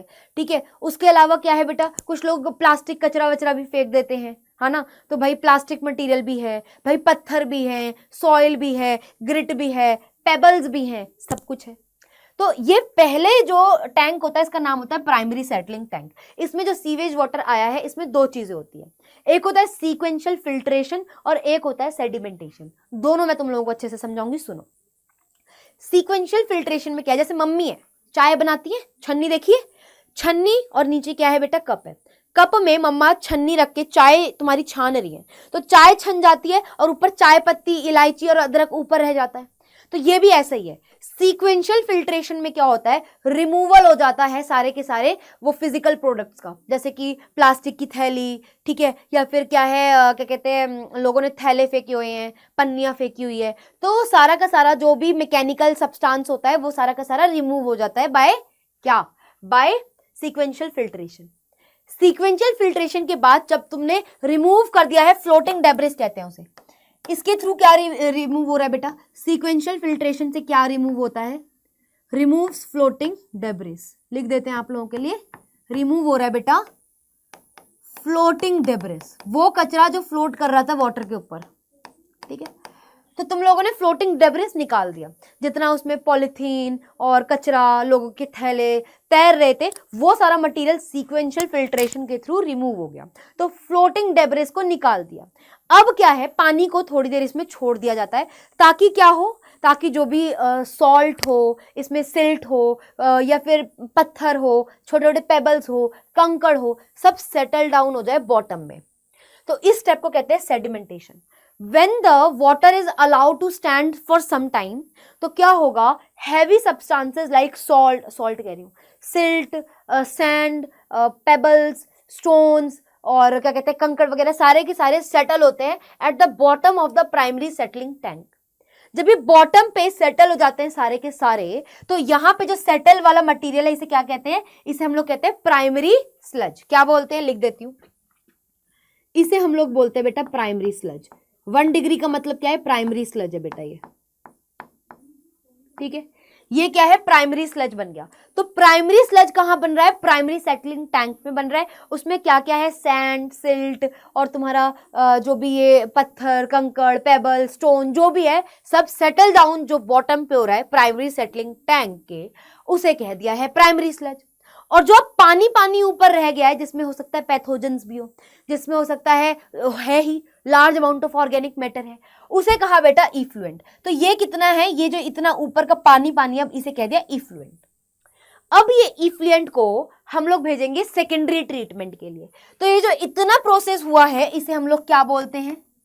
इसे हम लोग क्या बोलते हैं? ये कहते हैं हम प्राइमरी ट्रीटमेंट। ये पहला स्टेप क्या है बेटा? प्राइमरी ट्रीटमेंट है, ठीक है। ये क्या है बेटा? इतना लिख देती हूं, ये क्या है बेटा? इतना तुम लोगों का प्राइमरी ट्रीटमेंट है। जब इफ्लुएंट को तुम लोगों ने सेंड कर दिया है दूसरे वाले टैंक में, जिसका नाम होता है एरेशन टैंक, ठीक है, एरेशन टैंक में डाला, यहां से अब आप लोगों का सेकेंडरी ट्रीटमेंट शुरू हो गया। तो होता क्या है? आप लोगों ने जो इफ्लुएंट है प्राइमरी सेटलिंग टैंक से जैसे ही वो ट्रांसफर किया दूसरे बड़े टैंक में, जिसका नाम है एरेशन टैंक, लिखा मैंने टैंक का नाम, लिख देती हूँ, एरेशन टैंक, एरेशन टैंक। तो इस एरेशन टैंक से अब आप लोगों का स्टार्ट हो जाएगा सेकेंडरी ट्रीटमेंट। ये पूरा का पूरा इतना क्या है? अब सेकेंडरी ट्रीटमेंट है, यहां से लेकर के सेकेंडरी ट्रीटमेंट है बेटा, ठीक है। यहां तक पूरा का पूरा क्या है बेटा? सेकेंडरी ट्रीटमेंट है, ठीक है, जिसे हम लोग बायोलॉजिकल ट्रीटमेंट भी बोलते हैं, ठीक है, ठीक है बेटा। तो अब क्या है? सेकेंडरी ट्रीटमेंट में इफ्लुएंट आ गया। अब हमने इस इफ्लुएंट में दो चीजें की। एक तो हमने इसमें क्या किया? कुछ बैक्टीरिया छोड़ दिए। क्या है वो बैक्टीरिया? कैसे? एरोबिक बैक्टीरिया है। कैसे बैक्टीरिया डालने बेटा हमने इसमें? एक तो हम लोगों ने इसमें एरोबिक बैक्टीरिया डाले हैं, एरोबिक बैक्टीरिया डाला है, ठीक है, और हमने ऑक्सीजन डाली है। एरोबिक बैक्टीरिया ऐसा बैक्टीरिया होता है जो कि ऑक्सीजन की प्रेजेंस में ऑर्गेनिक कंटेंट को तोड़ता है बेटा, ठीक है। यहां पे लिख देती हूं, ये देखो, ये तो बहुत ही बेटा खुश है। ये क्या है? आपके एरोबिक बैक्टीरिया हैं। ये आपके एरोबिक बैक्टीरिया है जो कि आपके ऑर्गेनिक मैटर मतलब ह्यूमन एक्सक्रेटा को कम कर रहे हैं बेटा, उनकी डाइजेशन कर रहे हैं, ठीक है, उन्हें डाइजेस्ट कर रहे हैं। तो एरोबिक बैक्टीरिया क्या करते हैं?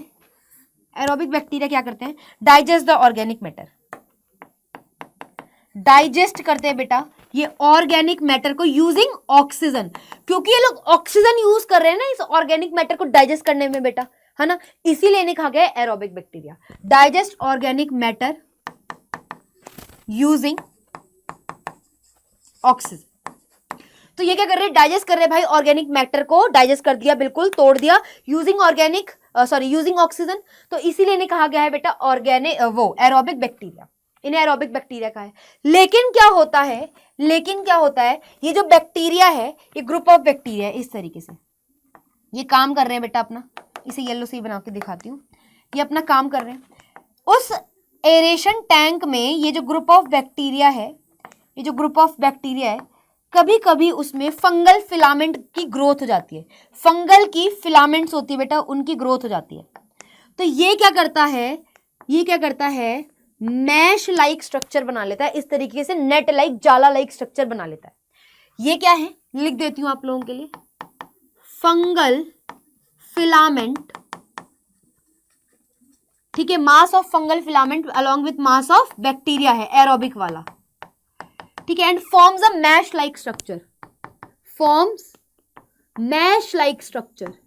बेटा क्या कर रहा है? फॉर्म कर रहा है मैश लाइक स्ट्रक्चर।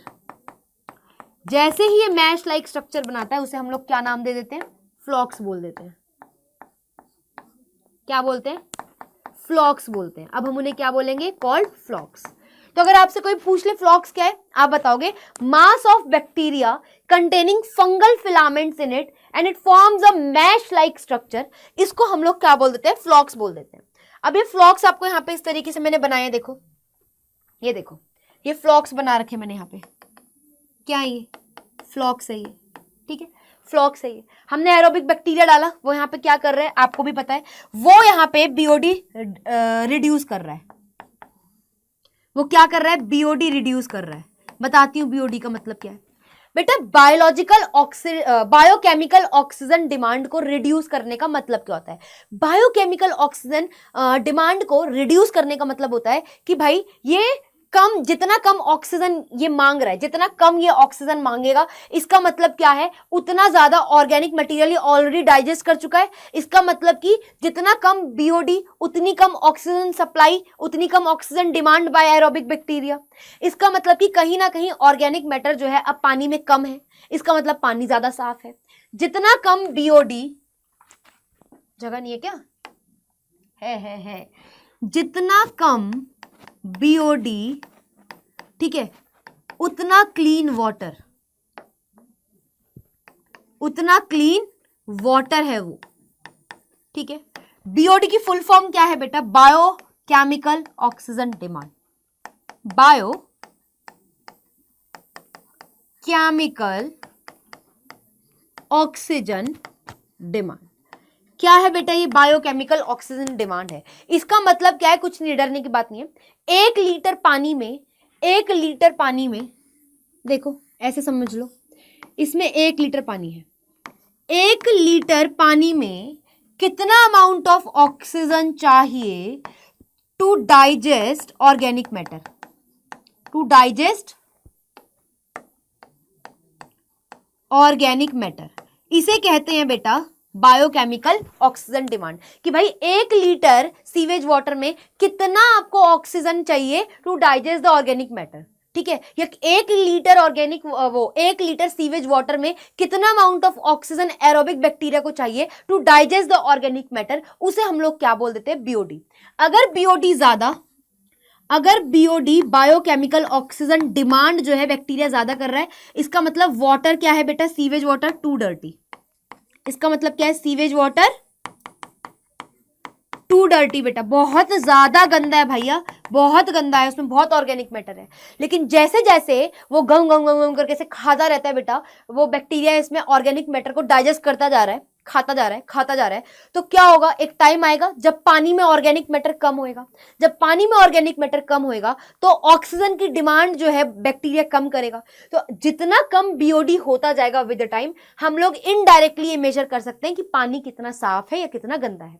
तो ये क्वेश्चन आ सकता है, पूछ लेगा डायरेक्ट मेजर है या इनडायरेक्ट मेजर है। तो बीओडी क्या है? इनडायरेक्ट मेजर है, इनडायरेक्ट मेजर है टू चेक बेटा, to check whether water is, whether water is clean और डर्टी, ठीक है। ये इनडायरेक्ट मेजर है बेटा, ये नहीं भूलोगे आप लोग।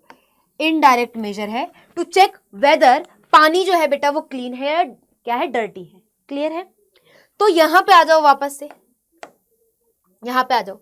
अब क्या है? ऑक्सीजन दी जा रही है, ये एरोबिक बैक्टीरिया जो फ्लॉक्स में प्रेजेंट है, ये उस ऑक्सीजन को यूज करके ऑर्गेनिक मैटर को डाइजेस्ट कर रहा है। जैसे जैसे ये डाइजेस्ट करता जाएगा बीओडी रिड्यूस होएगा। बीओडी रिड्यूस हो रहा है मतलब कि ऑर्गेनिक कंटेंट कम हो रहा है, मतलब कि पानी साफ हो रहा है।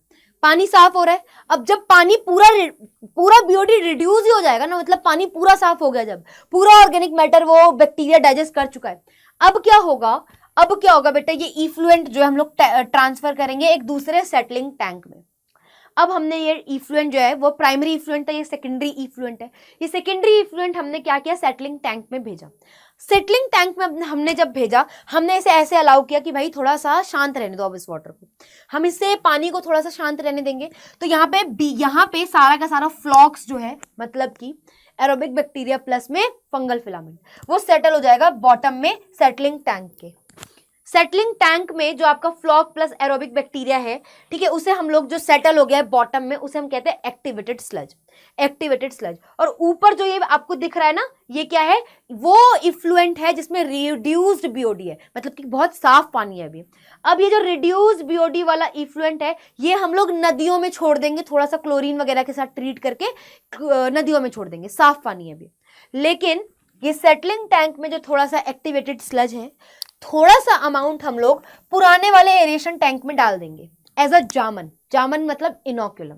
मम्मी जब दही बनाती है, सारी तो नहीं खाती, 1 चम्मच या आधी चम्मच निकाल लेती है एज अ जामन बेटा, है ना, ताकि हम लोग वापस से जब फिर से दही जमाएं तो दूध में थोड़ा सा हल्का सा दही डाल देते हैं, क्योंकि उसमें वो बैक्टीरिया है जो दही बनवाएगा। तो ऐसे ही फिर से गंदा पानी आएगा यार, यहाँ फिर से हम लोगों को उसकी डाइजेशन करवानी है ऑर्गेनिक मैटर की कंप्लीटली, ताकि पानी साफ हो सके। कौन करेगा? ये बैक्टीरिया करेंगे जो एक्टिवेटेड स्लज में प्रेजेंट है। तो हम थोड़ा सा जो फ्लॉक्स है या वो जो एरोबिक बैक्टीरिया है, थोड़े से अमाउंट को निकालते हैं एंड वापस से एज अ इनोक्युलम डाल देते हैं एरोबिक बैक्टीरिया को, और उस फ्लॉक्स को कहाँ पे, as a inoculum in the aeration tank, ताकि वापस से जो पानी आए वो बैक्टीरिया अपने आप को मल्टीप्लाई करे, फ्लॉक्स बनाए और फिर से क्या करे, पानी में ऑर्गेनिक मैटर को डाइजेस्ट करे, ताकि क्या हो सके, उस O2 को यूज करके, ऑक्सीजन को यूज करके वो डाइजेस्ट कर रहा है बेटा ऑर्गेनिक मैटर को, तो पानी साफ हो। तो इसीलिए थोड़ा सा अमाउंट ऑफ एक्टिवेटेड स्लज जो है वो निकाल लिया जाता है, एंड एरोबिक बैक्टीरिया है वो ना, एरोबिक बैक्टीरिया एक्टिवेटेड स्लज में। तो ये एरोबिक बैक्टीरिया जो एक्टिवेटेड स्लज यहाँ पे बॉटम में जो प्रेजेंट है, इसे एक्टिवेटेड स्लज बोल दिया। तो उसमें से हम थोड़ा सा बैक्टीरिया और फ्लॉक निकाल के वापस से एरेशन टैंक में डाल देते हैं। बाकी जो ये बचा हुआ सेटलिंग टैंक में बॉटम में एरोबिक बैक्टीरिया प्लस फ्लॉक्स है, इसे हमने एक्टिवेटेड स्लज कहा। ये एक्टिवेटेड स्लज को हम लोग भेजते हैं बेटा एरोबिक स्लज वो एक्टिवेटेड स्लज डाइजेस्टर में। अनदर टैंक जिसका नाम है activated sludge digester, activated sludge digester. इस एक्टिवेटेड स्लज डाइजेस्टर में आपने अपना एक्टिवेटेड स्लज डाला और उसके ऊपर छोड़ दिए गंदे बैक्टीरिया, एनएरोबिक बैक्टीरिया, ऐसे बैक्टीरिया जो दूसरे बैक्टीरिया को खा जाते हैं, ब्रेक डाउन कर जाते हैं और अपनी भूख मिटाते हैं, वो भी in the absence of oxygen, इसीलिए कहा गया है एनएरोबिक बैक्टीरिया। ठीक है, तो ये एनएरोबिक बैक्टीरिया को क्या किया जा रहा है, डाइजेस्ट कर रहे हैं ये एरोबिक बैक्टीरिया प्लस फ्लॉक्स को, और जब भी उसे डाइजेस्ट कर रहे हैं बेटा, खा रहे हैं, तो ये साथ साथ में 3 गैसेस निकालते हैं, that is methane, hydrogen sulphide, carbon dioxide, and उनके मिक्सचर को हम कहते हैं बायोगैस। तो इससे बायोगैस भी फॉर्म हो रही है अल्टीमेटली। ये biogas as a fuel use होता है फॉर लाइटनिंग, है ना, फॉर वो अलग अलग वेरियस चीजें, है ना, आग वाग फ्यूल के लिए यूज होता है ये बायोगैस। तो ये हो गया आपका फाइनल चीज। ठीक है, मेरे साथ रिवाइज कर लो। पहला, प्राइमरी ट्रीटमेंट में सेटलिंग टैंक में हमने गंदा पानी सीवेज आने दिया, सीक्वेंशियल फिल्ट्रेशन और क्या कराया, सेडिमेंटेशन। जो इफ्लुएंट है, अब जो साफ पानी नहीं है, मतलब उसे हमने इफ्लुएंट बोल दिया। ये इफ्लुएंट हमने कहाँ भेजा है, सेकेंडरी ट्रीटमेंट में, एरेशन टैंक में। एरेशन टैंक में जो एरोबिक बैक्टीरिया है वो फंगल फिलामेंट के साथ क्या बनाते हैं, मैश लाइक स्ट्रक्चर कॉल्ड फ्लॉक्स, और इस फ्लॉक में बैठा हुआ ये जो आपका एरोबिक बैक्टीरिया है वो ऑर्गेनिक कंटेंट को डाइजेस्ट करता है यूजिंग ऑक्सीजन। जैसे जैसे वो ऑक्सीजन को यूज करता जा रहा है और ऑर्गेनिक कंटेंट को डाइजेस्ट कर रहा है, बायोकेमिकल ऑक्सीजन डिमांड कम हो रही है, क्योंकि वो डाइजेस्ट करता जा रहा है ऑर्गेनिक मैटर। तो मतलब कि अब उसे कम ऑक्सीजन चाहिए टू डाइजेस्ट द थोड़ा सा अमाउंट ऑफ ऑर्गेनिक मैटर। तो इस पानी में अब बीओडी सिग्निफिकेंटली रिड्यूस होता जा रहा है। ठीक है, अब वो जैसे जैसे सिग्निफिकेंटली बेटा रिड्यूस होता जा रहा है, तो पानी तो साफ हो रहा है। तो इससे पता चलता है बीओडी क्या है, इनडायरेक्टली मेजर है कि पानी साफ है या गंदा है, उसमें कितना ऑर्गेनिक मैटर प्रेजेंट है वो पता चल जाएगा। जितना कम बीओडी उतना कम ऑर्गेनिक मैटर, उतना साफ पानी। ठीक है, अब देखो, अब ये जो पानी साफ हो चुका है हमारा, कंपैरेटिवली बहुत ज्यादा साफ हो गया है। एरेशन टैंक में जो पानी है उसका जो बीओडी है मान लो बहुत कम हो चुका है, मतलब कि पानी बिल्कुल साफ हो गया, कोई ऑर्गेनिक कंटेंट नहीं है। अब हम इसे सेटलिंग टैंक में डालेंगे, इस सेटलिंग टैंक में थोड़ी देर इसे सेटल होने के लिए छोड़ देंगे। तो हम नोटिस करेंगे जो फ्लॉक्स एरोबिक बैक्टीरिया का ग्रुप था वो बॉटम में सेटल डाउन हो जाएगा, और उसको हमने नाम दे दिया एक्टिवेटेड स्लज। अब इस एक्टिवेटेड स्लज में से हमने थोड़ा सा अमाउंट ऑफ एरोबिक बैक्टीरिया और फ्लॉक्स को एज अ इनोक्युलम डाल दिया वापस से एरेशन टैंक में, ताकि फिर जब पानी आए तो फिर से ये बैक्टीरिया अपना अमाउंट बढ़ाएं, फ्लॉक्स बनाएं और अल्टीमेटली फिर से उस पानी को ट्रीट करें, साफ करें ऑर्गेनिक मैटर को डाइजेस्ट करे, हमारे पानी को साफ करे। तो एज अ इनोक्यूलम डाल दिया। बाकी जो एक्टिवेटेड स्लज था वो आपके एनएरोबिक स्लज डाइजेस्टर में ट्रांसफर किया और उनके ऊपर छोड़ दिए बेटा, जैसे कुत्ते छोड़ देते हैं ना चोरों के पीछे, जाओ इन्हें पकड़ के लाओ, वैसे ही इनके ऊपर छोड़ दिया गया एनएरोबिक बैक्टीरिया। ये एनएरोबिक बैक्टीरिया क्या करेगा, इनको डाइजेस्ट कर देगा। जिन्होंने इतना हमारा अच्छा काम कराया बेटा, पानी साफ करके दिया, उनको हमने डाइजेस्ट करवाया और हम सोचो इतना अच्छा काम कर रहे हैं, उसके बाद भी इन्हें छोड़ा नहीं, इनकी रूह से भी काम करवा रहे हैं बेटा। इतना अच्छा काम किया, हमारे गंदे पानी को, ठीक है, इन्होंने साफ किया। हमने इनके ऊपर एनारोबिक बैक्टीरिया छोड़ दिए क्योंकि हम इनकी रूह से भी काम करवाएंगे, हम इनसे बायोगैस एक फ्यूल निकलवाएंगे, है ना। तो हमने इनको एनारोबिक स्लज डाइजेस्टर में छोड़ा और वहां पे इन पे एनारोबिक बैक्टीरिया छोड़ दे, जाओ इन्हें डाइजेस्ट करो।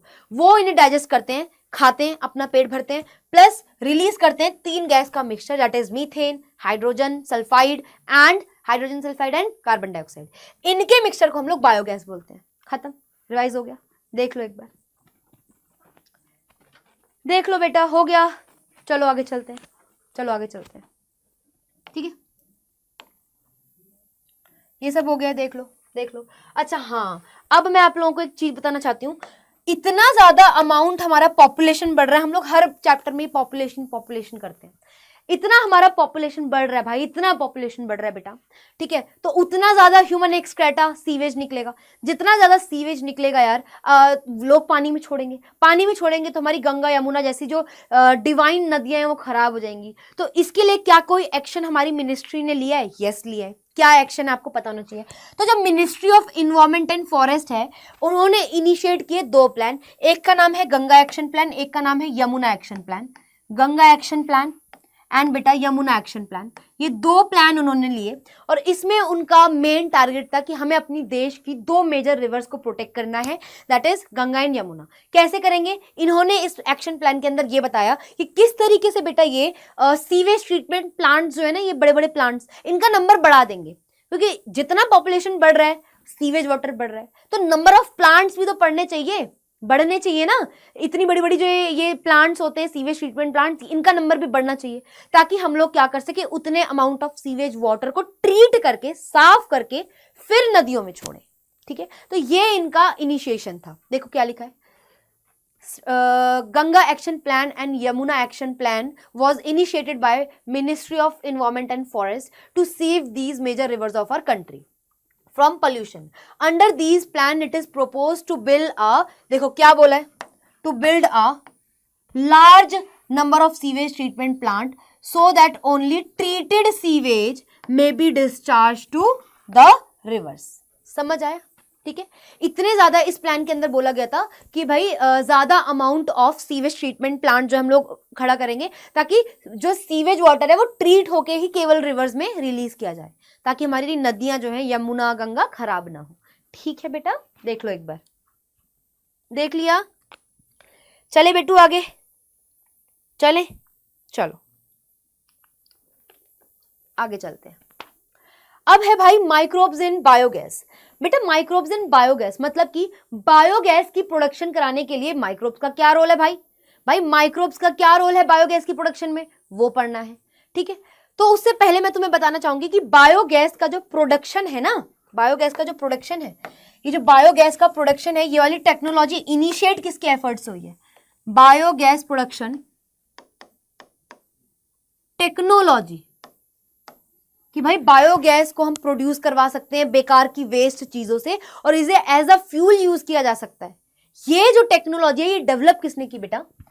ठीक है, biogas production technology was developed by the effort of 2 लोग, was developed by the effort of 2 लोग। एक तो IARI, international agricultural research institute, ठीक है, इंडियन एग्रीकल्चर, सॉरी इंटरनेशनल बोल दिया शायद गलती से, ठीक है, इंडियन एग्रीकल्चरल रिसर्च इंस्टीट्यूट बेटा, रिसर्च इंस्टीट्यूट, ठीक है, IARI Indian agricultural research institute. एक तो बेटा ये बॉडी थी, दूसरी थी khadi and village industries commission, KVIC, khadi and village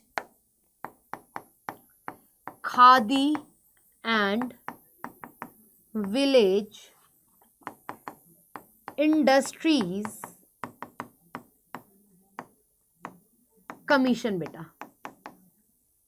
ठीक है, इनके एफर्ट से, इनके इनिशिएटिव की वजह से बायोगैस टेक्नोलॉजी का निर्माण हुआ। अब आ जाओ आगे, अब हम इसके बारे में पढ़ेंगे। ठीक है बेटा, सबसे पहले तुम लोगों को इसके कुछ कंपोनेंट्स का नाम पता होना चाहिए भाई, कि कंपोनेंट्स क्या है बायोगैस प्लांट के। कंपोनेंट्स ऑफ अ टिपिकल, क्या क्या कंपोनेंट्स है बेटा, components of a typical biogas plant. जो एक बायोगैस प्लांट जिससे हम लोग बायोगैस प्रोड्यूस करते हैं, उसके क्या क्या कंपोनेंट्स हैं, ये डायग्राम तुम्हें अच्छे से याद होना चाहिए और इसके कंपोनेंट्स के नाम पता होने चाहिए। क्या क्या है देखते हैं, आ जाओ। सबसे पहले है बेटा, ये तुम लोगों का दिख रहा है सेटलिंग टैंक। क्या है ये? मिक्सिंग सेटलिंग टैंक है ये आपका, मिक्सिंग सेटलिंग टैंक है। ठीक है, मिक्सिंग सेटलिंग टैंक है बेटा, जिसमें हम लोग बताऊंगी क्या करते हैं। फिर ये आपको दिख रहा है, ये क्या है? इनलेट पाइप है बेटा, इनलेट पाइप है बेटा, जो चीजें अंदर को ले जा रहा है। ये आप लोगों का क्या है बेटा? डाइजेस्टर है। फिर ये आप लोगों को दिख रहा है, आप लोगों का गैस होल्डर है। ये आप लोगों को क्या दिख रहा है? ये वाला, ये क्या है आपका? आउटलेट है ना? ये एक आउटलेट है जिसमें आप लोगों की चीजें स्टोर होएगी। ये आपका एक आउटलेट है। ठीक है, अब यहां से क्या निकल रहा है बेटा? यहां से क्या निकलेगी? आपकी बायोगैस निकलेगी इस तरीके से। ठीक है, क्लियर है? देख लो। ठीक है, ठीक है, ये क्या है आपका? आउटलेट पाइप है, आउटलेट बायोगैस पाइप है, बायोगैस पाइप है बेटा। ठीक है, ये आपका एक आउटलेट है जिसमें कि हम बाकी चीजें स्टोर करेंगे। अब सबसे पहली वाली चीज में आ जाओ, यहां पे लिख देती हूँ क्या क्या है। क्या है? मिक्सिंग सेटलिंग टैंक है बेटा, मिक्सिंग सेटलिंग टैंक देखने को मिलता है। उससे अटैच क्या होती है आप लोग देख सकते हो, एक इनलेट पाइप है। इनलेट पाइप किस में ओपन हो रही है? डाइजेस्टर में। डाइजेस्टर की हाइट पता होनी चाहिए कि कितना डीप होता है। डाइजेस्टर की हाइट क्या है? 10 to 15 feet, 10 to 15 feet deep होता है बेटा। ये एनसीईआरटी में मेंशन है, तुम लोगों को पता होना चाहिए। 10 से 15 फीट डीप होता है ये। ठीक है, फिर क्या है आप लोगों का? गैस होल्डर है बेटा। ठीक है, ये क्या है बेटा? गैस होल्डर है। ठीक है, फिर क्या है आप लोगों का? उससे कनेक्ट है आउटलेट बायोगैस पाइप है, आउटलेट बायोगैस पाइप है। ठीक है, और यहां पे आप लोगों का एक एक्सटर्नल आउटलेट है, एक और आउटलेट है, आउटलेट फॉर मैन्योर फर्टिलाइजर। लिख लो, मैं बताऊंगी क्या होता है ये। ठीक है, अब सुनो होता क्या है। तुम लोग मम्मा वगैरह देखा होगा तुम्हारी क्या करती हैं, बायोडिग्रेडेबल वेस्ट क्या होता है? जो इजीली डिग्रेड हो जाए। तो मम्मी के जो ये छिलके ले लो, सब्जियों के, फल फ्रूट के छिलके ले लो, तो ये क्या हो गया आप लोगों का? बायोडिग्रेडेबल वेस्ट हो गया भाई। लिख लो, बायोडिग्रेडेबल वेस्ट बेटा। ये आपका जो बायोडिग्रेडेबल वेस्ट है, that is vegetable and fruit के जो पील्स, छिलके हैं, प्लस बेटा काऊ का डंग बेटा, गोबर ले लो, काऊ का गोबर ले लो बेटा, डंग ले लो। ठीक है, फिर उसमें पानी मिक्स कर दो। अब ये एक मस्त घोल बन चुका है बेटा। क्या बन चुका है? मस्त सा घोल बन चुका है। इसको हम लोग क्या बोल देते हैं? स्लरी बोल देते हैं। Mixture of biodegradable waste, cow dung and water is called slurry. ये स्लरी सबसे पहले कहाँ जाती है भाई? ये स्लरी जाती है आपके मिक्सिंग सेटलिंग टैंक में या प्राइमरी मिक्सिंग टैंक में। ये जो मिक्सिंग या सेटलिंग टैंक आपका होता है, मिक्सिंग टैंक बोलते हैं मेनली। ठीक है, इसको स्लरी को डालने के बाद इसे हम लोग ढक देते हैं, इस तरीके से ढक देते हैं। इसको हम लोग ढक देते हैं, ये देखो कवर्ड। ठीक है, इसको स्लरी को हमने अंदर पहुंचा के इसे ढक दिया।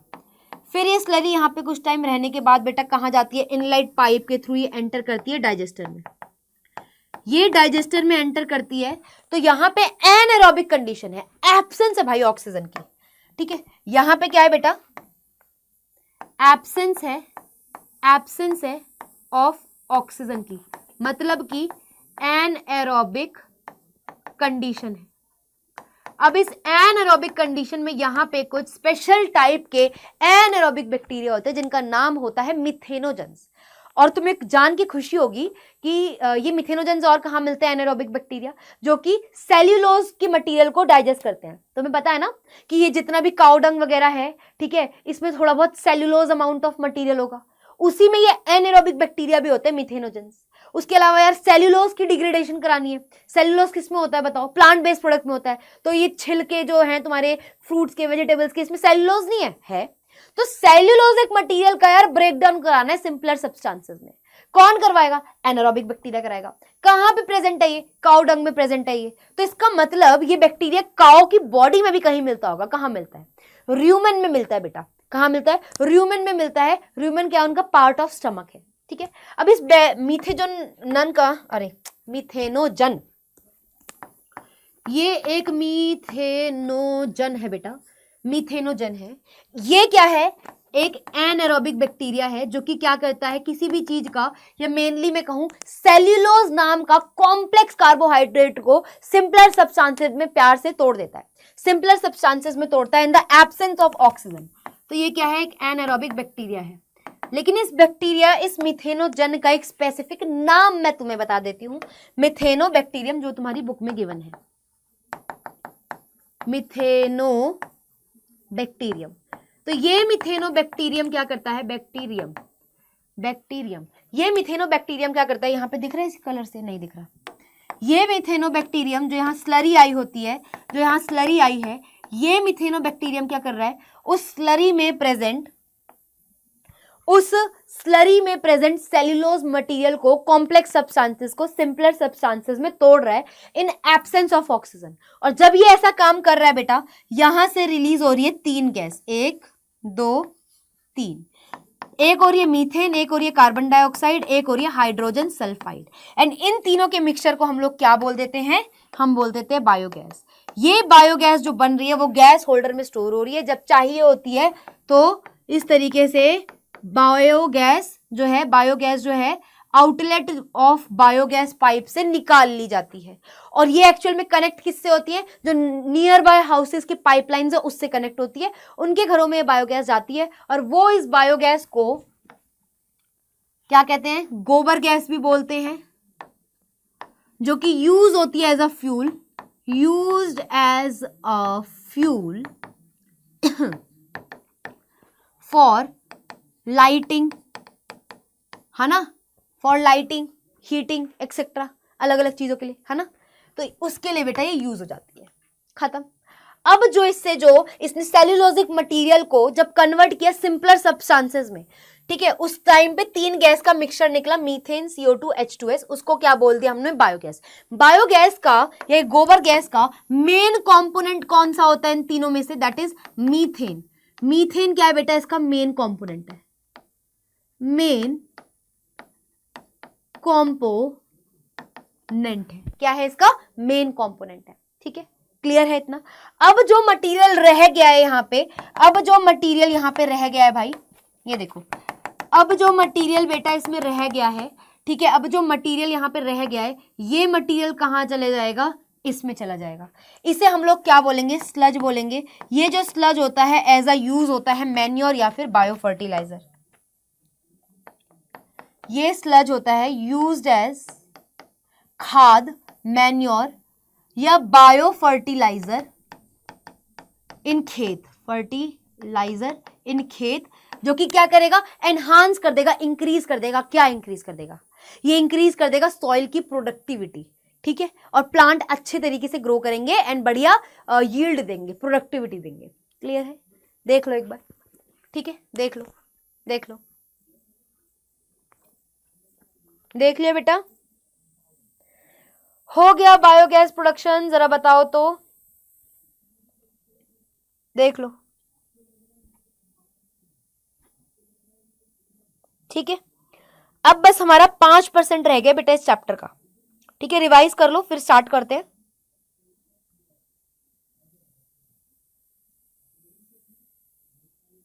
ठीक है, चलो आगे बढ़े। ठीक है, इजी था बिल्कुल। ठीक है, तुम लोग अपने नोट्स बना सकते हो, यहाँ पे इसे लिख लो सिर्फ मिक्सिंग टैंक। ठीक है, इसे सिर्फ मिक्सिंग टैंक बोलो। ठीक है, इसे सिर्फ मिक्सिंग टैंक बोलो, यही गिवन है आप लोगों के उसमें, मिक्सिंग टैंक बोलो। ठीक है, मिक्सिंग टैंक हो गया, क्लियर हो गया बेटा ये अच्छे से। कुछ भी नहीं था यार, जो भी biodegradable waste, cow dung, water था, उसे हम लोगों ने मिक्स किया, उससे स्लरी बनी, वो स्लरी इनलेट पाइप से डाइजेस्टर में गई, डाइजेस्टर में हमारे पास एब्सेंस ऑफ ऑक्सीजन था, मतलब ऑक्सीजन नहीं थी, एनारोबिक कंडीशन थी। एनारोबिक कंडीशन में एक बैक्टीरिया होता है मिथेनोजन, एरोबिक बैक्टीरिया, एग्जाम्पल है इसका मिथेनोबैक्टीरियम। ये क्या करता है, काउ डंग में और ये जो वेजिटेबल वेस्ट में और फ्रूट वेस्ट में जो सेल्यूलोज मटीरियल है उसको एब्सेंस ऑफ ऑक्सीजन में तोड़ता है into simpler substance. During the process ये क्या करता है, रिलीज करता है 3 गैसेस, मीथेन, CO2, H2S। ठीक है, methane, carbon dioxide, hydrogen sulphide, इन्हीं के मिक्सचर को हम बायोगैस कहते हैं। ये जो बायोगैस का मेन कंपोनेंट है that is called as methane. ठीक है, और ये बायोगैस जिसको गोबर गैस कहा जाता है, ये आउटलेट बायोगैस पाइप के थ्रू डिफरेंट पाइपलाइन से, लोगों की घरों की पाइपलाइन से अटैच होता है और वहां पे प्रोवाइड किया जाता है एज अ फ्यूल। ठीक है, खत्म हो गया। जो बचा हुआ ये जो सिंपल ऑर्गेनिक वेस्ट होता है, जो सिंपल मटेरियल होता है, उसे हम लोग किस में डाल देते हैं बेटा, इस आउटलेट में डाल देते हैं, इसे हम स्लज बोलते हैं। ये sludge as a manure of fertiliser, bio fertiliser use होता है खेतों में to increase the soil productivity. Clear, easy, चलो आगे हो गया ये। हाँ, अब है कुछ माइक्रोब्स बेटा as a bio control agent use होते हैं। उससे पहले ये जानना इंपॉर्टेंट है आप लोगों का कि भाई बायो कंट्रोल एजेंट होते क्या हैं। ठीक है, बायो कंट्रोल एजेंट या बायो कंट्रोल मेथड क्या होता है बेटा, ऐसे मेथड जिससे आप क्या करते हो, पेस्ट एंड डिजीज को कंट्रोल करते हो using chemical pesticide, reducing the chemical pesticide. सुनो गौर से, आप लोग इसमें क्या करते हो, मैं यूजिंग पढ़ रही थी, मैंने कहा है यूजिंग कैसे हो सकता है, यूजिंग नहीं होता बेटा। जब आप बायो कंट्रोल एजेंट, जब आप माइक्रोब्स को, आप जब सर्टेन माइक्रोब्स को यूज करते हो कि आप पेस्ट क्या होते हैं, अनवांटेड जो ऑर्गेनिजम्स होते हैं जो आपके पेड़ों में लग जाते हैं, जिसकी वजह से वो पेड़ों में डिजीज करवा देते हैं, उन्हें हम पेस्ट बोलते हैं। ठीक है, तो जब आप लोग कुछ ऐसे माइक्रोब्स यूज करते हो जो कि आपके ये अनवांटेड पेस्ट को किल कर देते हैं और वो इन्फेक्शन नहीं होने देते, तो इस तरीके से आप लोग क्या करते हो, अपनी जो डिपेंडेंस है केमिकल पेस्टिसाइड्स पे रिड्यूस करते हो कि भाई केमिकल पेस्टिसाइड्स यूज नहीं कर रहे, आप लोग क्या कर रहे हो, नेचुरल तरीके से माइक्रोब्स को यूज करके पेस्ट की जो वो है पॉपुलेशन, उसको ग्रो ही नहीं करने देते। इसे कहते हैं बायो कंट्रोल मेथड। अब पढ़ ले, बायो कंट्रोल मेथड क्या करता है बेटा, कंट्रोल करता है पेस्ट एंड डिजीजेस को। ठीक है, पेस्ट एंड डिजीजेस को कंट्रोल करता है और हमारी डिपेंडेंस को रिड्यूस करता है ऑन द केमिकल पेस्टिसाइड। ठीक है, अब हम देख लेते हैं कौन कौन सा जो मटेरियल है क्या है। देखो ये बात इंपॉर्टेंट है, ये ऐसे मेथड है जो कि क्या करते हैं, कंट्रोल करते हैं पेस्ट एंड डिजीजेस को by reducing our dependence on chemical pesticides. ठीक है, अब हमें देखना है भाई कौन कौन से ऐसे एजेंट्स हैं, माइक्रोब्स हैं, ऑर्गेनिजम्स हैं जिनको हम बायो कंट्रोल मेथड के लिए यूज कर सकते हैं, नेचुरली पेस्ट को रिमूव कर सकते हैं, इन्फेक्शन को रिमूव कर सकते हैं अपनी खेती बाड़ी में से।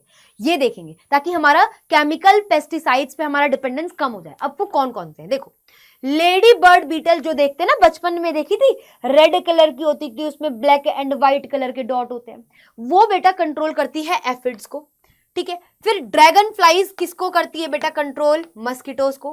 बैसिलस थ्यूरिंगेनेसिस, बीटी, ये अब तुम बायोटेक्नोलॉजी में डिटेल में पढ़ोगे, लेकिन ये बैसिलस थ्यूरिंगेनेसिस एक ऐसा बैक्टीरिया है जो ऐसा टॉक्सिन सब्सटेंस इसकी बॉडी में है, जो कोई इसे खाएगा गलती से भी, ठीक है, उसके अंदर जाकर के ये तो मर जाएगा, बीटी है ना, बैसिलस थ्यूरिंगेनेसिस। बट ये क्या करेगा, देखो देखो ये क्या है, हाँ देखो, ये मान लो क्या है, ये है आपका बैसिलस थ्यूरिंगेनेसिस। ये देखो, ये बैसिलस थ्यूरिंगेनेसिस क्या कर रहा है, ये बैसिलस थ्यूरिंगेनेसिस को बीटी लिख रही हूं मैं। ये बैसिलस थ्यूरिंगेनेसिस के अंदर बेटा क्या है, एक डेंजर सा प्रोटॉक्सिन है जिसकी बॉडी में इनएक्टिव है। लेकिन क्या होएगा, जैसे ही इसे कोई और ऑर्गेनिज्म खाएगा, ये देखो ये खाया, ठीक है, ये कोई और ऑर्गेनिज्म में खाया और ये है बेटा काफी ही ज्यादा खुश, ये देखो मैं ऐसे खा रहा हूं, ये इसकी बॉडी में जैसे ही एंटर करेगा इंसेक्ट की बॉडी में, ये कोई इंसेक्ट है मान लो, ऑल्दो लग नहीं रहा इंसेक्ट बट मान लो बेटा, ठीक है। बैसिलस थ्यूरिंगिएनेसिस जो है, जैसे ही बीटी जो है आपका बैसिलस थ्यूरिंगिएनेसिस है, जैसे ही ये इसे कोई खाता है, कोई भी ऑर्गेनिज्म, इंसेक्ट स्पेसिफिकली, तो क्या होता है, ये उसकी बॉडी में जाके मर जाता है और ये रिलीज कर देता है प्रोटॉक्सिन, रिलीज कर देगा प्रोटॉक्सिन। ये जो प्रोटॉक्सिन यहाँ पे प्रोटीन क्रिस्टल जो है इनएक्टिव फॉर्म में थे इसकी बॉडी में, जैसे ही वो इंसेक्ट की गट में आते हैं बेटा, मिड गट में आते हैं, मिड गट में आते हैं, उन्हें एल्कलाइन मीडियम मिल जाता है। इन्हें क्या मिल जाता है, एल्कलाइन मीडियम।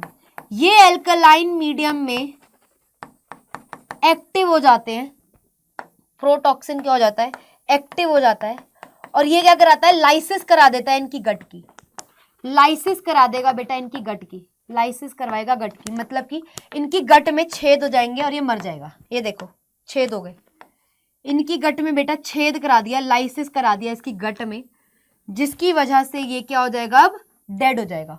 ये क्या हो गया, डेड हो गया। देखो ये क्या हो गया, डेड हो गया बेटा, डेड हो गया ये। तो इस तरीके से आपका बैसिलस थ्यूरिंगिएनेसिस एक्ट करता है। अब तो खैर आपको पता चलेगा कि ये क्या कहते हैं, बायोटेक्नोलॉजी कितनी एडवांस हो चुकी है, जिसकी वजह से हम लोगों को अब इतनी प्रॉब्लम नहीं आती। हमने इसका वो जीन जो है ये करवाता था ना, ये वाला काम हमने ये प्लांट्स में इंट्रोड्यूस कर दिया है। अब तो डायरेक्ट प्लांट्स, ये जो बीटी प्लांट्स होते हैं वो डायरेक्ट कर लेते हैं। खैर वो जानोगे बायोटेक्नोलॉजी में, अभी बस इतना जानो ये करते क्या है। इनकी बॉडी में क्या होता है बेटा, एक प्रोटॉक्सिन होता है जो इनकी बॉडी में इनएक्टिव रहता है, बट जैसे ही इन्हें कोई इंसेक्ट खा लेता है ये तो मर जाएगा, अंदर जाके प्रोटॉक्सिन रिलीज होएगा। उन इंसेक्ट की गट में कैसा है, मिड गट में एल्कलाइन मीडियम है, वो प्रोटॉक्सिन एक्टिव हो जाएगा और वो गट में लाइसिस करवा देगा, लाइसिस करा देगा, छेद डलवा देगा, जिसकी वजह से क्या होगा, वो इंसेक्ट मर जाएगा, डेड हो जाएगा बेटा। तो इस तरीके से ये एक नेचुरल बैक्टीरिया है ना, हो गया ना, एक बैक्टीरिया है जो नेचुरली काफी सारे इंसेक्ट्स को हमें अपनी क्रॉप वगैरह से दूर करवाने में हेल्प कर रहा है। ठीक है, अब होता क्या है, हम क्या करते हैं, छोटे छोटे शैशेज में इनके स्पोर्स आते हैं, बीटी के बैसिलस थ्यूरिंगिएनेसिस के स्पोर्स आते हैं। तो हम क्या करते हैं, वो बैसिलस थ्यूरिंगिएनेसिस के स्पोर्स को पानी के साथ मिला के ऐसे ऐसे करके छिड़क देते हैं अपने वल्नरेबल ब्रासिकास एंड फ्रूट ट्रीज पे।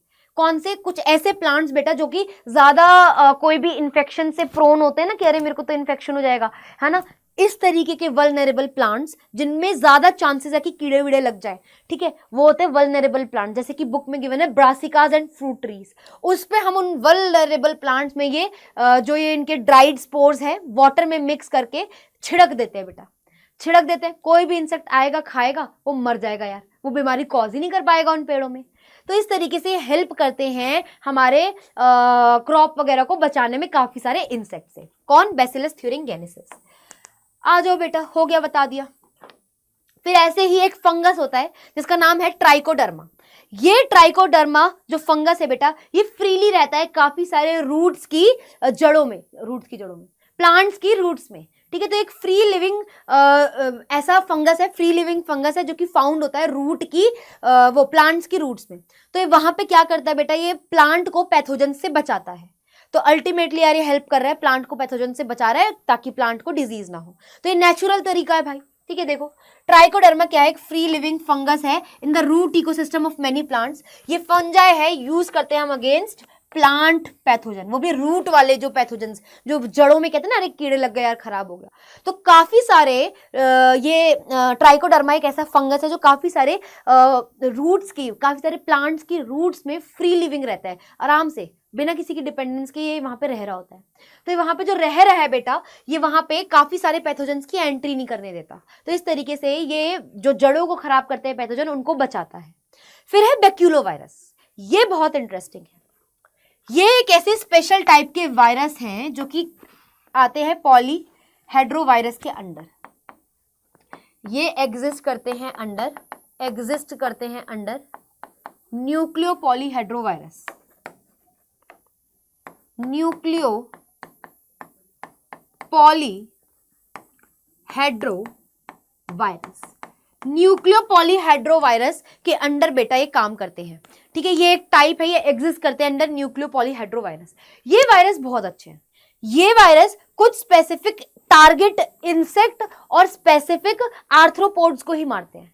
मतलब कि अगर बैक्यूलोवायरस है, कुछ चीजें ऐसी होती है ना बेटा, हम लोग छिड़कते हैं तो अच्छी चीजें भी मर जाती है और हमें बड़ा दुख होता है यार वो अच्छी चीज भी मर गई, तो ये वैसे नहीं है।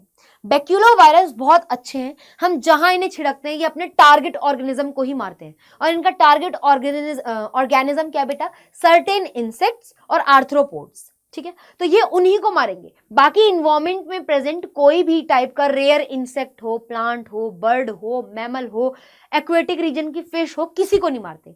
ये केवल उन्हीं को मारते हैं, ये केवल उन्हीं को मारते हैं बेटा जो इनके टारगेट इंसेक्ट या आर्थ्रोपोड्स है। तो ये क्या है, इनके बारे में क्या बोला गया है, ये क्या है, स्पीशीज स्पेसिफिक इंसेक्ट है जो कि किसको मारते हैं, इंसेक्ट को एंड अदर आर्थ्रोपोड्स को, देखो ठीक है। और ये क्या करते हैं, सेफ है ये किसके लिए, ये मेन बात है, ये अगर छिड़क भी दिए तो ये सेफ किसके लिए, for the non target organism, हम में से किसी को कुछ नहीं करेंगे, ठीक है। ये इनकी बेस्ट बात है, ये चीज मैं एनसीईआरटी में पढ़ा देती हूँ तुम लोगों को एक बार, ये इंपॉर्टेंट है। बैक्यूलोवायरस ऐसे पैथोजेंस है दैट अटैक बेटा insects and other arthropods, important. Majority of baculovirus जो हम लोग यूज करते हैं, देखो मेजॉरिटी ऑफ बैक्यूलोवायरस जो हम यूज करते हैं as a bio control agents, वो किसके जीनस के अंदर आते हैं, न्यूक्लियोपॉलीहेड्रोवायरस, देखो न्यूक्लियोपॉलीहेड्रोवायरस जीनस के अंदर आते हैं। ये वायरस एक्सीलेंट कैंडिडेट है for the species specific narrow spectrum insecticidal application, मतलब कि ये एक ऐसे इंसेक्ट को, इंसेक्टिसाइडल मतलब क्या है, इंसेक्ट मतलब इंसेक्ट, साइडल मतलब डेथ, ये ऐसे पैथोजेंस है जो टारगेट इंसेक्ट की ही डेथ करवाते हैं, ठीक है। बाकी non target insect, human, mammal, किसी को कुछ नहीं करते बेटा ये। तो ये क्या है, काफी नैरो स्पेक्ट्रम इनका, काफी नैरो रेंज है मारने का, ठीक है, ये चीज याद रखनी है। They have been shown to have no negative impact on plant, mammal, bird, fish and even on non target insects, ठीक है। दिस इज स्पेशली डिजायरेबल, ये आप लोगों का करेक्ट इनकरेक्ट में आ सकता है फॉर सीयूईटी, देख लो।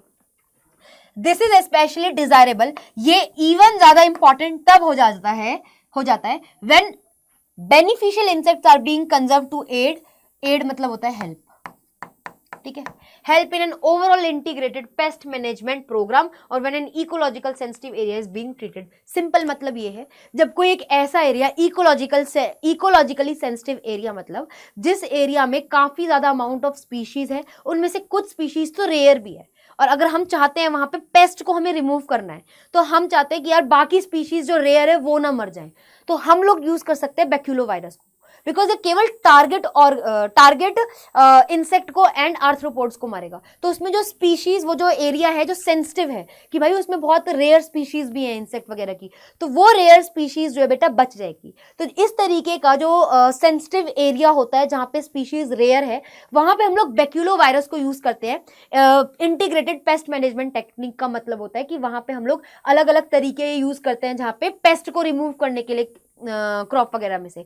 तो इस तरीके के सेंसिटिव एरिया में बैक्यूलोवायरस एक बहुत बड़ी सक्सेस है, बिकॉज ये केवल अपने टारगेट इंसेक्ट और आर्थ्रोपोड्स को मारती है, बाकी जो वहां पे रेयर इंसेक्ट्स हैं, सेंसिटिव इंसेक्ट्स हैं, ठीक है, उनमें से किसी को कुछ नहीं करती। तो ये मेंटेन करके रखती है बेटा इकोसिस्टम को, डिसबैलेंस नहीं करती है। तो ये काफी ज्यादा यूजफुल होती है जब हम लोगों को ऐसे इंसेक्ट्स को बचाना है जो नेचर के लिए अच्छे हैं। अगर हमें सबको नहीं मारना, तो ये नैरो स्पेक्ट्रम वाले स्पीशीज स्पेसिफिक बैक्यूलोवायरस जो कि जीनस न्यूक्लियोपॉलीहेड्रोवायरस से बिलोंग करते हैं, ये बेस्ट हैं टारगेट इंसेक्ट को मारने के लिए और आर्थ्रोपोड्स को मारने के लिए, बाकियों को ये नहीं मारेंगे, ठीक है। देख लो एक बार, रीड कर लो बेटा, देख लो। हो गया बच्चे, कर लिया रीड अच्छे से, चलो आगे बढ़ते हैं फिर अब, है ना, चैप्टर खत्म होने वाला है, बस लास्ट टॉपिक पे आ चुके हैं हम लोग, बायो फर्टिलाइजर्स। यार बायो फर्टिलाइजर्स क्या है, ऐसे ऑर्गेनिजम्स जो आपकी सॉइल की न्यूट्रिशनल वैल्यू को इंक्रीज कर दे, जिसकी वजह से प्लांट की ग्रोथ एंड डेवलपमेंट अच्छे से हो, उसको हम लोग क्या बोल देते हैं, बायो फर्टिलाइजर्स, ठीक है। ऐसे ऑर्गेनिज्म जो एनहांस करते हैं, इंक्रीज कर देते हैं nutrient quality of the soil, उन्हें हम लोग क्या कहते हैं, बायो फर्टिलाइजर्स। मेन टाइप के बायो फर्टिलाइजर्स जो हमारी एनसीईआरटी में मेंशन है वो क्या है, बैक्टीरिया, फंगस, साइनोबैक्टीरिया। देखो बैक्टीरिया, फंगस, साइनोबैक्टीरिया। साइनोबैक्टीरिया को हम और क्या बोलते हैं, ब्लू ग्रीन एल्गी, एंड इसका तुम्हारी बुक में बस 3 ही एग्जांपल है, वो एक ट्रिक से मैं तुम्हें याद करा दूंगी, बट तुम्हें पता होना चाहिए कि 3 मेन टाइप के बायो फर्टिलाइजर्स जिन्हें तुम सॉइल में ऐड करो और उनकी न्यूट्रिशनल वैल्यू सॉइल की बढ़ जाए, जिसकी वजह से यार प्लांट की ग्रोथ एंड डेवलपमेंट बहुत अच्छी हो रही हो। वो मेन 3 टाइप कौन है? Bacteria, fungi, cyanobacteria. क्लियर? बेटा ये क्या सपोर्ट करते हैं? ये सपोर्ट करते हैं ऑर्गेनिक फार्मिंग एंड रिड्यूस करते हैं हमारी dependence on the chemical fertilisers and pesticides वगैरह। ठीक है कि भाई ये क्या करता है? ऑर्गेनिक फार्मिंग को और ज्यादा बढ़ोतरी देता है। हम लोग जब इस तरीके के बायो फर्टिलाइजर्स जो ऑर्गेनिज्म यूज करते हैं तो अल्टीमेटली हमारी जो डिपेंडेंस है over the chemical fertilisers and pesticides वो डिक्रीज होती है। एंड जो नेचुरल इन सब चीजों से जो रिजल्ट आता है वो काफी ज्यादा बेटर आता है, जिससे कि आपके इन्वायरमेंट को ज्यादा हार्म नहीं होता। तो ये प्रमोट करता है बायो फर्टिलाइजर्स अगर हम यूज कर रहे हैं, ये हमारा डिपेंडेंस कम कर रहा है केमिकल फर्टिलाइजर एंड पेस्टिसाइड से। इक्वेटिक जो इकोसिस्टम है वो ज्यादा अफेक्ट नहीं होगा। और क्या बेटा? ऑर्गेनिक फार्मिंग होगी इससे। क्या होगी? ऑर्गेनिक फार्मिंग कहेंगे इसे, जिसमें हम लोग बायो फर्टिलाइजर्स यूज कर रहे हैं, केमिकल वगैरह ना यूज करें, है ना। और नेचुरली अगर हम न्यूट्रिएंट की क्वालिटी जो है, वैल्यू जो है इंक्रीज करें, अगर सॉइल की, अगर न्यूट्रिएंट क्वालिटी ऑफ सॉइल को इंक्रीज करें यूजिंग द बायो फर्टिलाइजर्स, उसे हम लोग क्या बोल देंगे बेटा? ऑर्गेनिक फार्मिंग कहेंगे। इसमें हम लोग यूज नहीं करते केमिकल फर्टिलाइजर्स। अब भाई मैम ऐसे कौन से सब्सटेंस है, मैम ऐसे कौन से सब्सटेंस है जो हमारी न्यूट्रिएंट क्वालिटी को इंक्रीज कर सकते हैं? क्या आप बता सकते हो? हाँ बेटा, 2 हैं। एक तो है नाइट्रोजन फिक्सिंग, एक ऐसे जो नाइट्रोजन फिक्सेशन करवाते हैं, और एक ऐसे होते हैं बेटा जो सिम्बायोटिक रिलेशनशिप में आके न्यूट्रिएंट क्वालिटी सॉइल की बढ़ाते हैं। अब इन सब चीजों को भाड़ में फेंको और सबसे पहले ये समझो बेटा नाइट्रोजन फिक्सेशन क्या है। नाइट्रोजन फिक्सेशन क्या है? मान लो ये एक कोई बैक्टीरिया है जो मैं कह रही हूं कि नाइट्रोजन फिक्सेशन कराता है। ये देखो, ये बैक्टीरिया नाइट्रोजन फिक्सेशन कराता है। इसका मतलब क्या है? ये एटमॉस्फेयर की एटमॉस्फेरिक नाइट्रोजन ले लेगा।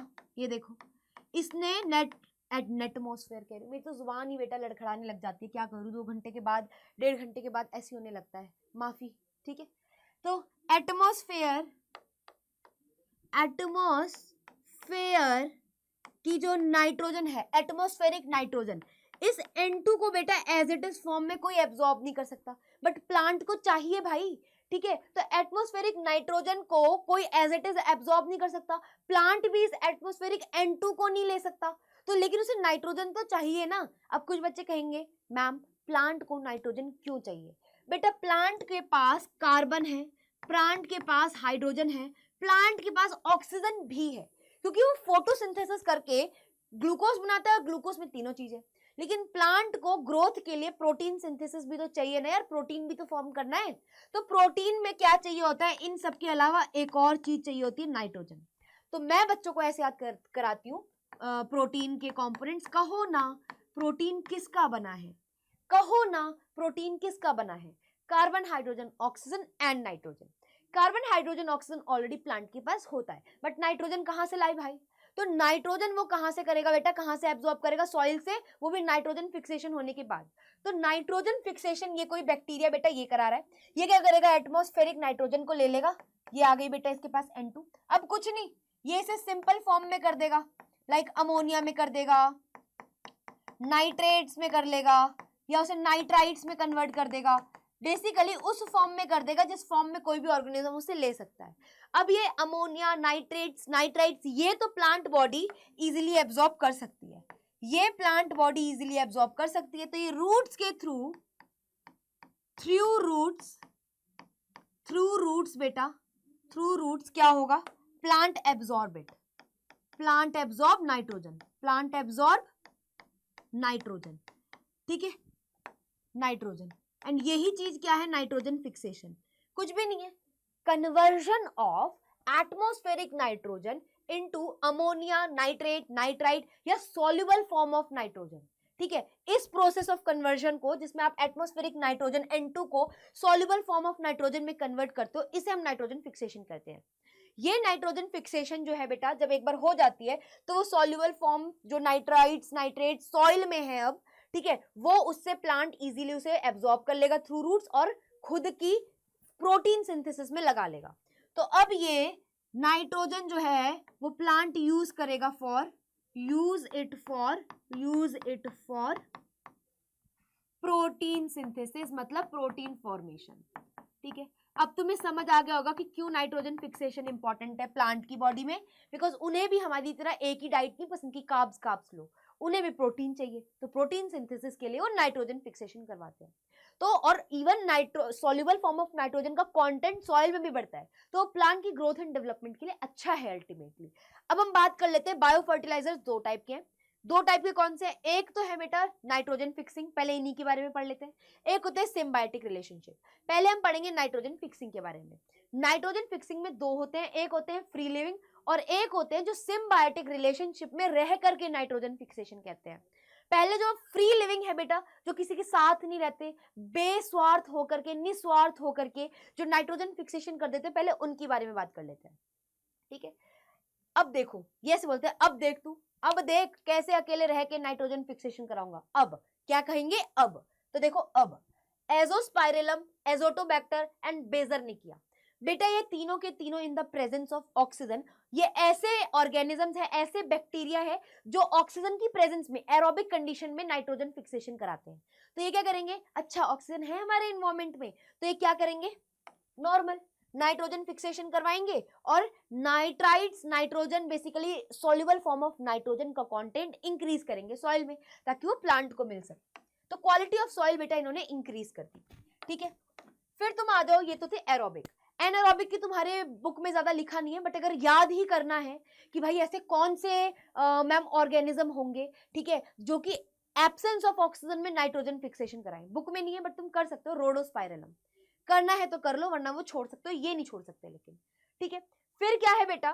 फिर आते हैं ब्रू ग्रीन एल्गी, जिनको हम साइनोबैक्टीरिया कहते हैं। इसका देखो ये ऐसे बोलते हैं, now look at me, now look at me, I will show कैसे करते हैं नाइट्रोजन फिक्सेशन। तो नाउ बेटा, NaO, now, Nostoc, Anabaena, Oscillatoria, ये तीनों क्या है? ब्लू ग्रीन एल्गी है, जिन्हें हम लोग साइनोबैक्टीरिया के नाम से भी जाना जाता है ना। Blue green algae also known as cyanobacteria. तो बेटा ये एल्गी नहीं है कोई, ये है बैक्टीरिया ही, ठीक है, लेकिन ये क्या करवा रहे हैं? नाइट्रोजन फिक्सेशन करा रहे हैं। मतलब कि ये करवा रहे हैं जिसकी वजह से क्या हो रहा है? देखो जरा क्या हो रहा है? कंटेंट ऑफ सॉल्युबल नाइट्रोजन बेटा इंक्रीज हो रही है सॉइल में। अल्टीमेटली क्या हो रहा है? सॉइल की फर्टिलिटी इंक्रीज हो रही है, क्योंकि भाई अच्छा अच्छा प्लांट को नाइट्रोजन मिलेगा, वो प्रोटीन सिंथेसिस करेगी, प्लांट की ग्रोथ एंड डेवलपमेंट बहुत अच्छी हो रही है। ठीक है, तो ये सब तुमने पढ़ लिया बेटा जिनको ऑक्सीजन चाहिए। अब देख, ठीक है, एजोस्पेरिलम, एजोटोबैक्टर, बेजरनिकिया। फिर तुमने पढ़ लिया बेटा 3 ब्लू ग्रीन एल्गे के एग्जांपल, देख वो भी ऐसे बोलते हैं, now now look at me, I will do nitrogen fixation. Now Nostoc, Anabaena, Oscillatoria, तीनों एग्जांपल है ब्लू ग्रीन एल्गी के, ठीक है, जो कि नाइट्रोजन फिक्सेशन कराते हैं। अब एक बहुत प्यारा एग्जांपल वहां पे ऐसे बोला है कि साइनोबैक्टीरिया है, जिसको आप लोग ब्लू ग्रीन एल्गे ही बोलते हो बेटा। साइनोबैक्टीरिया मेनली यूज होता है पैडी फील्ड्स में, मेनली यूज्ड होता है कौन सी फील्ड्स में बेटा? चावलों की खेती में, पैडी फील्ड्स में, for nitrogen fixation, for nitrogen fixation. Nitrogen fixation अगर पैडी फील्ड में करानी है, वो कौन कराएगा? मेनली साइनोबैक्टीरिया कराएगा। तुम्हें ये बात पता होनी चाहिए।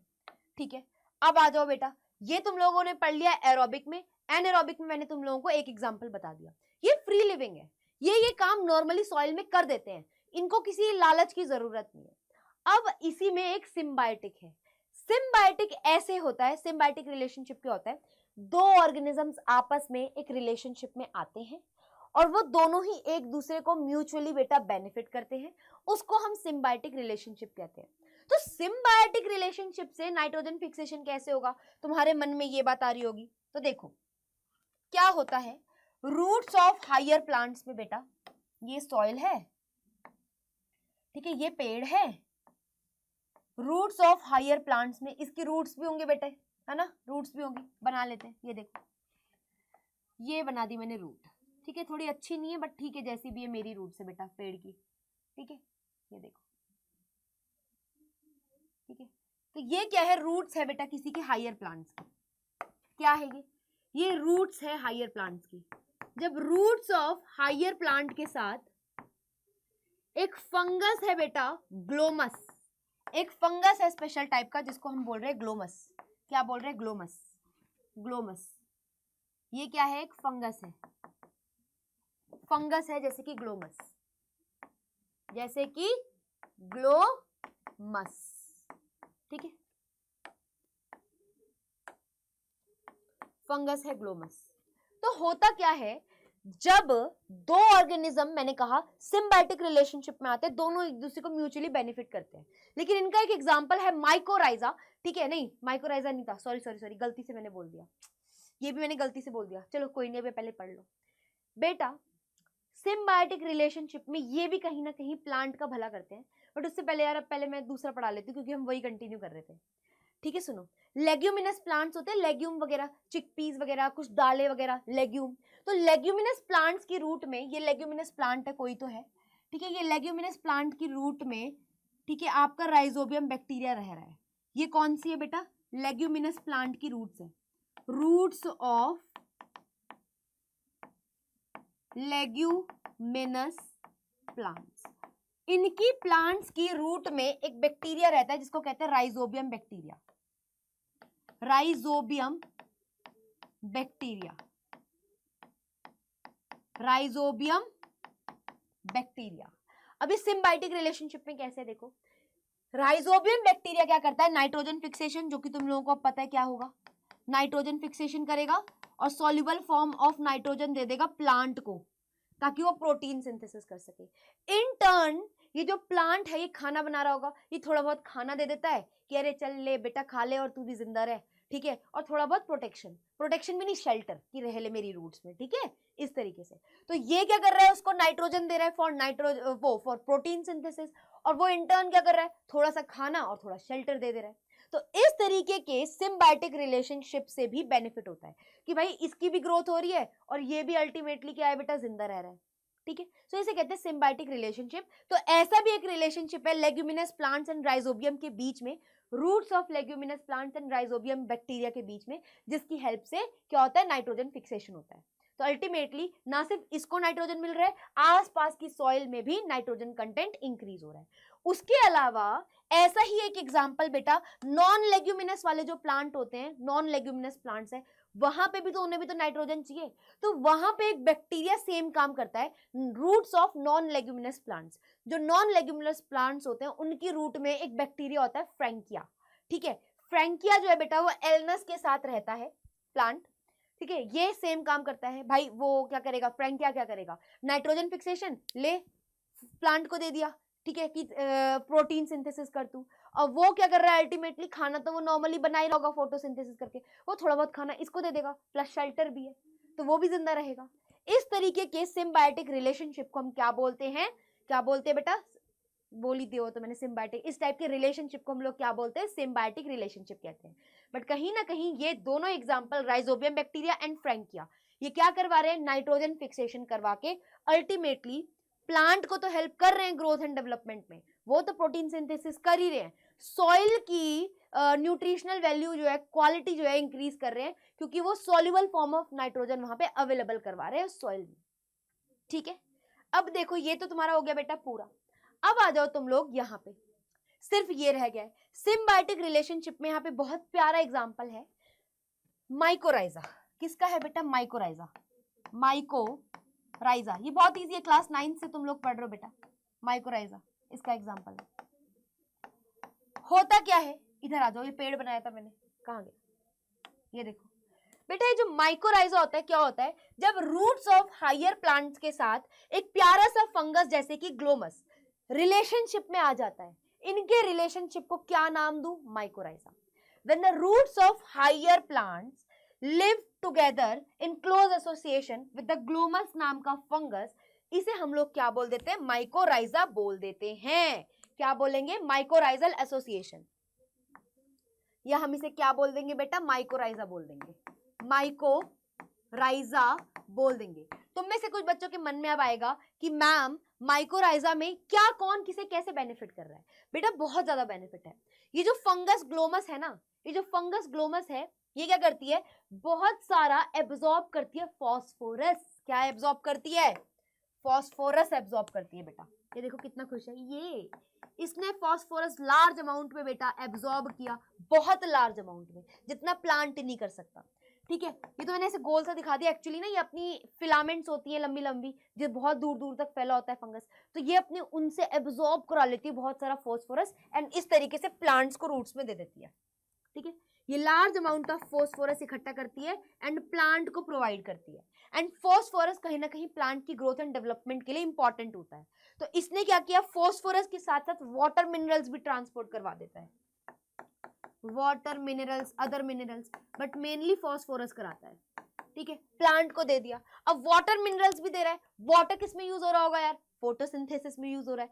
तो प्लांट क्या करेगा, फोटोसिंथेसिस करेगा, खाना बनाएगा, एंड अल्टीमेटली वो शेल्टर तो दे ही रहा है, शेल्टर तो दे रहे हैं अपने रूट्स में। उसके अलावा ये क्या करेगा, थोड़ा जो खाना बना है फोटोसिंथेसिस से वो फंगस को दे देगा ताकि वो जिंदा रहे। तो both are mutually benefited from each other in a close association. एक साथ रह रहे हैं, एक दूसरे को बहुत ज्यादा हेल्प कर रहे हैं। ये क्या कर रहा है, वाटर, मिनरल और मेनली फॉस्फोरस सॉइल से एब्जॉर्ब करके किसको दे रहा है, प्लांट को। प्लांट क्या कर रहा है इन टर्न बेटा, फोटोसिंथेसिस करके जो भी फूड वगैरह वो बना रहा है, फोटोसिंथेसिस करके जो भी फूड वगैरह बना रहा है, ठीक है, वो कहाँ पे आ रहा है, वो इसको दे रहा है ताकि ये भी जिंदा रहे। कौन, फंगस। तो जब एक क्लोज एसोसिएशन में both the organisms are mutually benefited to each other, that is called as symbiotic relationship. और जो सिम्बायोटिक रिलेशनशिप देखा जाता है roots of higher plants and fungus के बीच में, मेनली जैसे एक एग्जांपल है ग्लोमस, ठीक है, इनके बीच में जो सिम्बायोटिक रिलेशनशिप देखा जाता है उसका नाम माइकोराइजा पड़ जाता है। इजी, ठीक है।